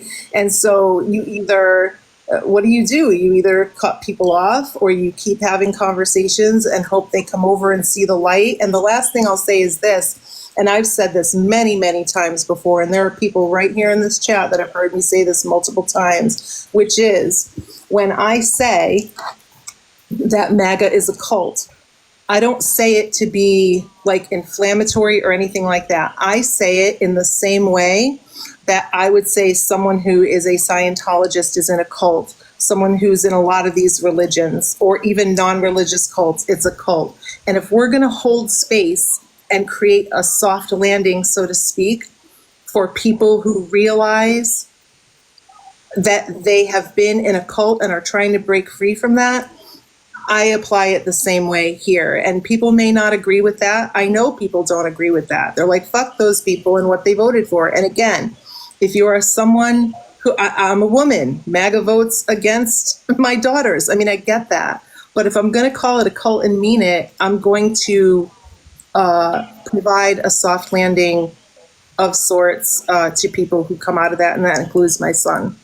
So beautiful. Yeah, let me know if there's anything I can help with there. Yeah, I appreciate it. Be happy to talk to him. I appreciate Thanks so you. much. Thanks for coming up. Good to talk to you again. Y'all. Of course. We love you guys. Have a good one. What's up, You can Coach? drop me down. Hi, I just I'm actually here in Salt Lake City, Utah, and I just wanted to give you guys a picture of what our world looks like right now, because it is out of a book written about war. Yesterday, so our daughter was actually at the event and witnessed the event happening, and I was talking to Brett Cross about this, and I said, I prayed as a parent, and I'm not a God believing individual, but I prayed as a parent that I would never have to have that weight of getting a phone call from your kid to hear that they are okay and something like that. Yeah. And for a moment, you don't know what to do in those moments. You don't know how to react. You don't know how you're going to react. And it's been a wild ride ever since. My wife and I, we are a queer couple living in Utah, and Good for you. we have literally, we took the day off today because after seeing the military helicopters with Air Force 2 coming in our balcony, we can look out at the airport, and it was terrifying yesterday. It's the stuff written in history books, and to watch the way that our community came out and bold-faced showed us the type of people that they support, it will never be easier. I live in Mormon Mecca, right next to the temple, and it's already hard enough. Salt Lake Temple? Salt Lake City, yeah. Okay. Drive past it on the daily on the way to my kids' school. But, I grew up in this cult, and I'll call it for what it is. I'm sorry for anybody that offends, but not really. I don't know if you're new to this. I call it a cult every day. So I also grew up in it. So, yeah. Yeah. Oh, I didn't know that. That's awesome to know. I was born and raised in Linden. I went to Utah Valley. Wait, do you live in Utah now? No, I'm in Arizona now. All my family is still in Utah County and like Morgan, though.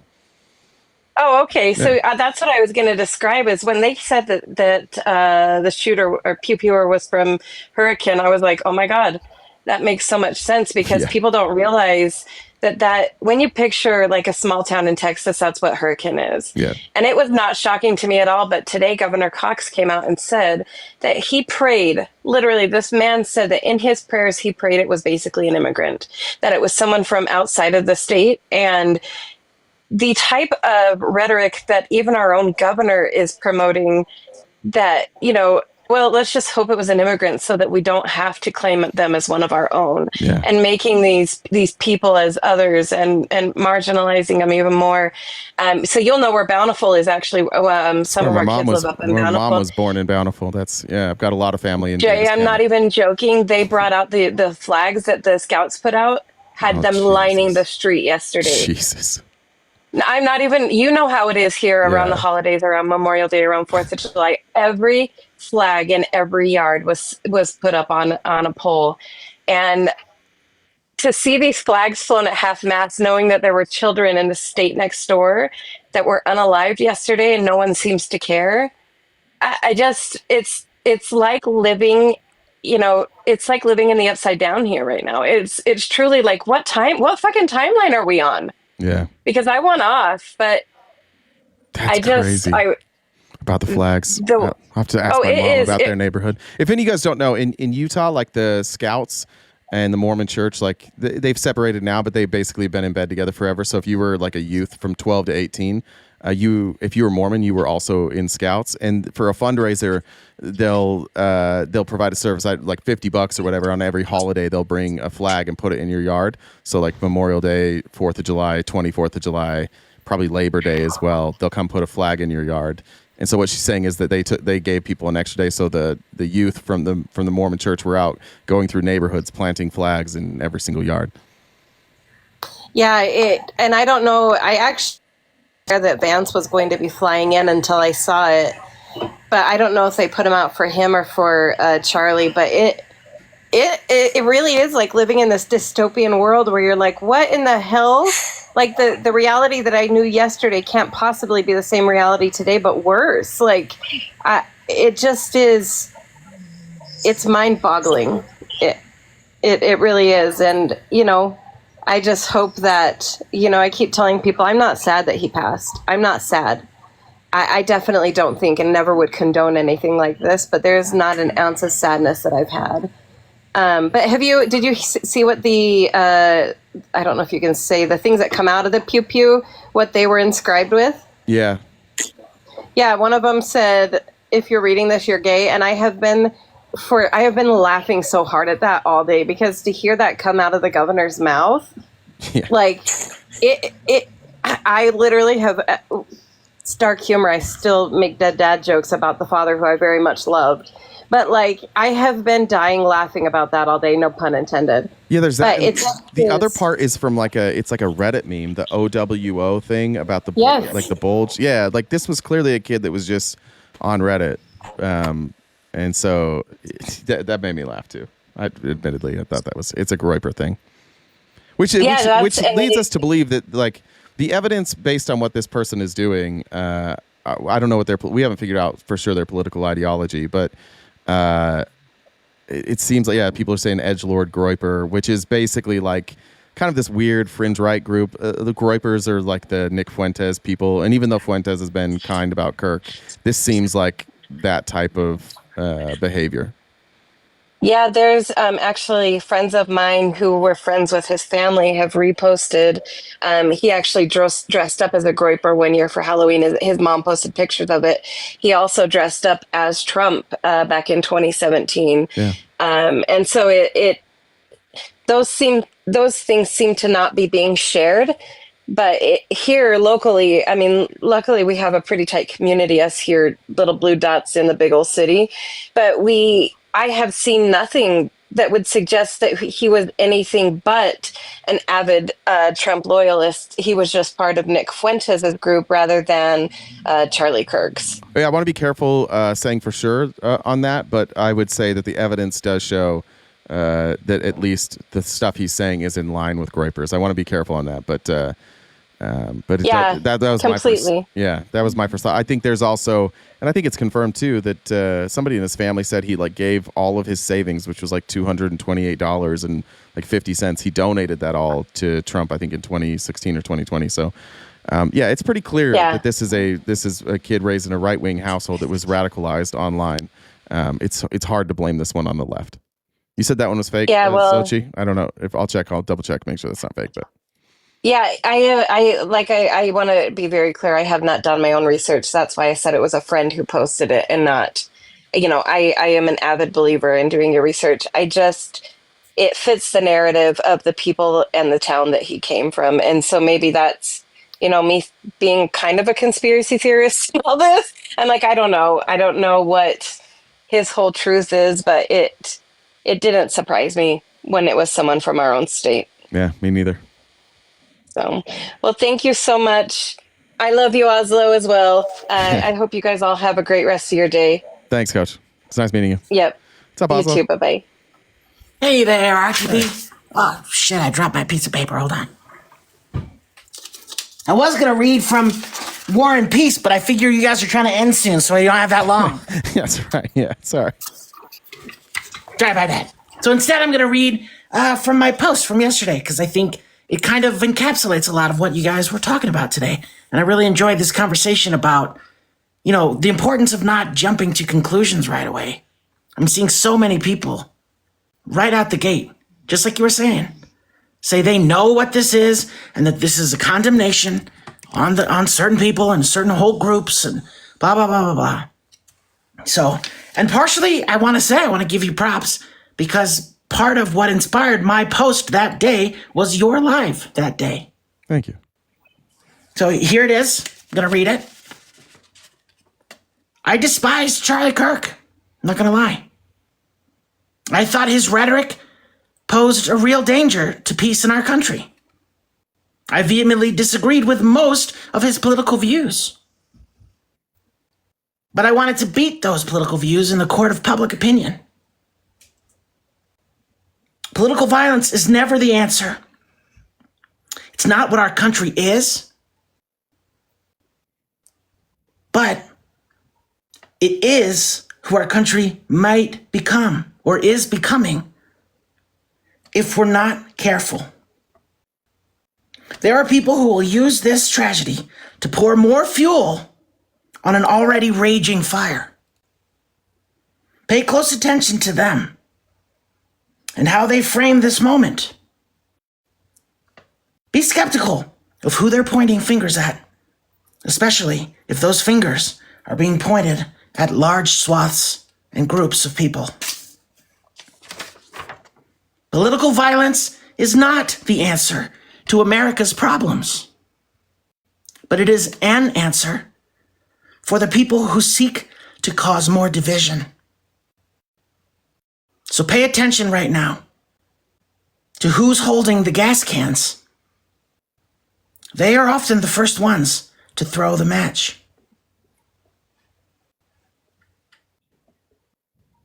That's beautiful. Thank you. Thank you. All right. Well, now I got to follow that shit up. Well, partly inspired by you, so I'll take it. I appreciate that. I'll drop it down. I'm going to read some super chats that came in, and then I got to get out of here. Thanks, Oslo. I appreciate it. Oh, I cut off Oslo. Jen, did you have anything you wanted to add before we finish up? Before I go over super chats? No, I think it was a good live for not knowing what you were going to do this morning. Yeah, we went from what the fuck are we going to do to Smitty and Athena and Lainey saving the day. So I appreciate that. Let me read some. PH said, I grew up seeing rebel flags in gas stations deep south. I love your show, but these people don't want common ground. Quicker you learn this, the less it will hurt. I agree. I don't think everybody wants common ground, but I think some people do. I'm under no illusion that there are not millions of people who right now are chanting and screaming for a civil war, and they don't give a fuck what I say, and nothing I say can change that. But like Oslo said, I want to win this in the marketplace of ideas, and I want to have that debate. I wanted to have a debate with Charlie Kirk. I had emailed them 2 weeks ago about trying to set something up. Like, I absolutely wanted to debate Charlie Kirk, and I wanted to debate anybody, any of his followers, and I wanted to win that debate because I think the ideas that we have are better. So I agree with what you're saying. I think a lot of these people don't want common ground, but some do. And I don't know what percentage it is, but when I find somebody who's open to the conversation and common ground, like I'm going to take that 100% of the time. We talked a lot about privilege today, and I have privilege, and you can have that privilege and deny it. You can have that privilege and use it. You can have that privilege and use it for good or bad. If I have that privilege, meaning I get to get in front of people and I get to confront people that have opposite views, I think that it's what I should do. I think that morally that's what I should do, is have that conversation. So, but I think the sentiment's fair. KR said those are qualifications, not sexism. When you're talking about like the job, I think. Again, though, like if the qualifications eliminate women, that would be a sexist policy, and then we have to decide whether or not like it actually is discriminatory, and if it needs to be, you know. 6 cents, thank you for the donation. Jamar said quality discussion today. Thank you all.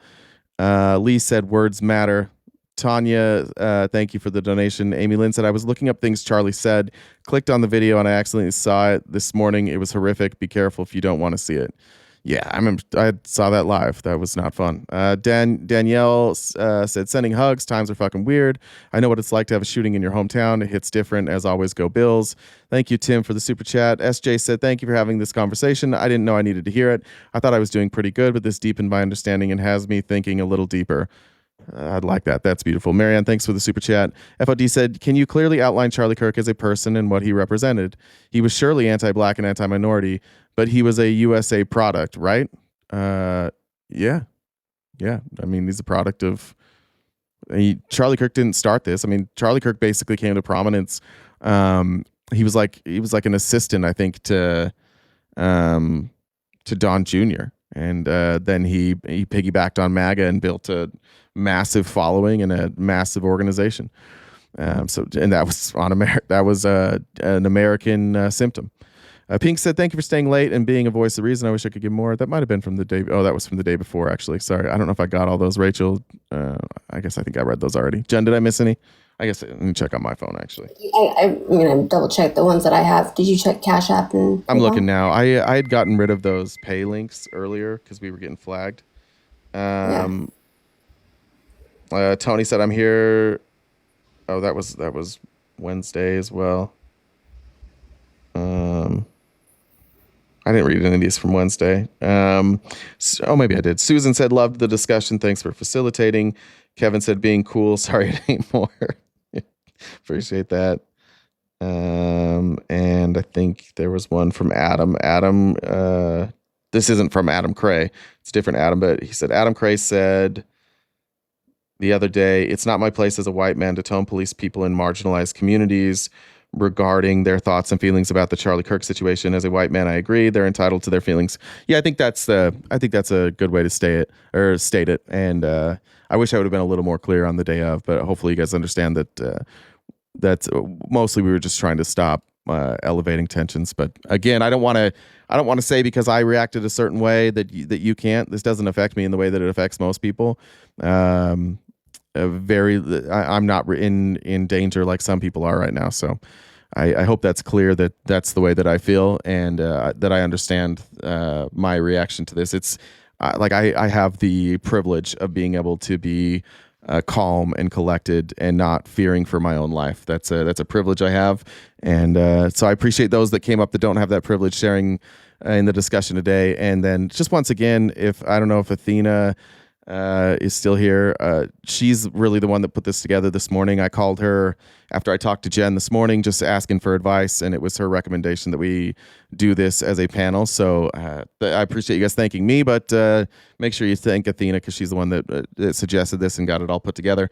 I'll be back Monday, and we're back to the normal show. We'll be doing news on Monday, and I may show up from time to time this weekend in some lives. We'll see what happens. But mostly, I just want to thank you guys for sticking around. I want to thank you guys for looking for a place where we can have real discussions and being here and mostly being civil in the chat. And to Jen, to my mods, you guys have been working overtime and you've had to deal with a lot of awful things in the chat. I hope that changes on Monday. It may or it may not, but I'll say it again. I have the best mods in the world. And they do this for the love of the game because we're poor and can't pay them.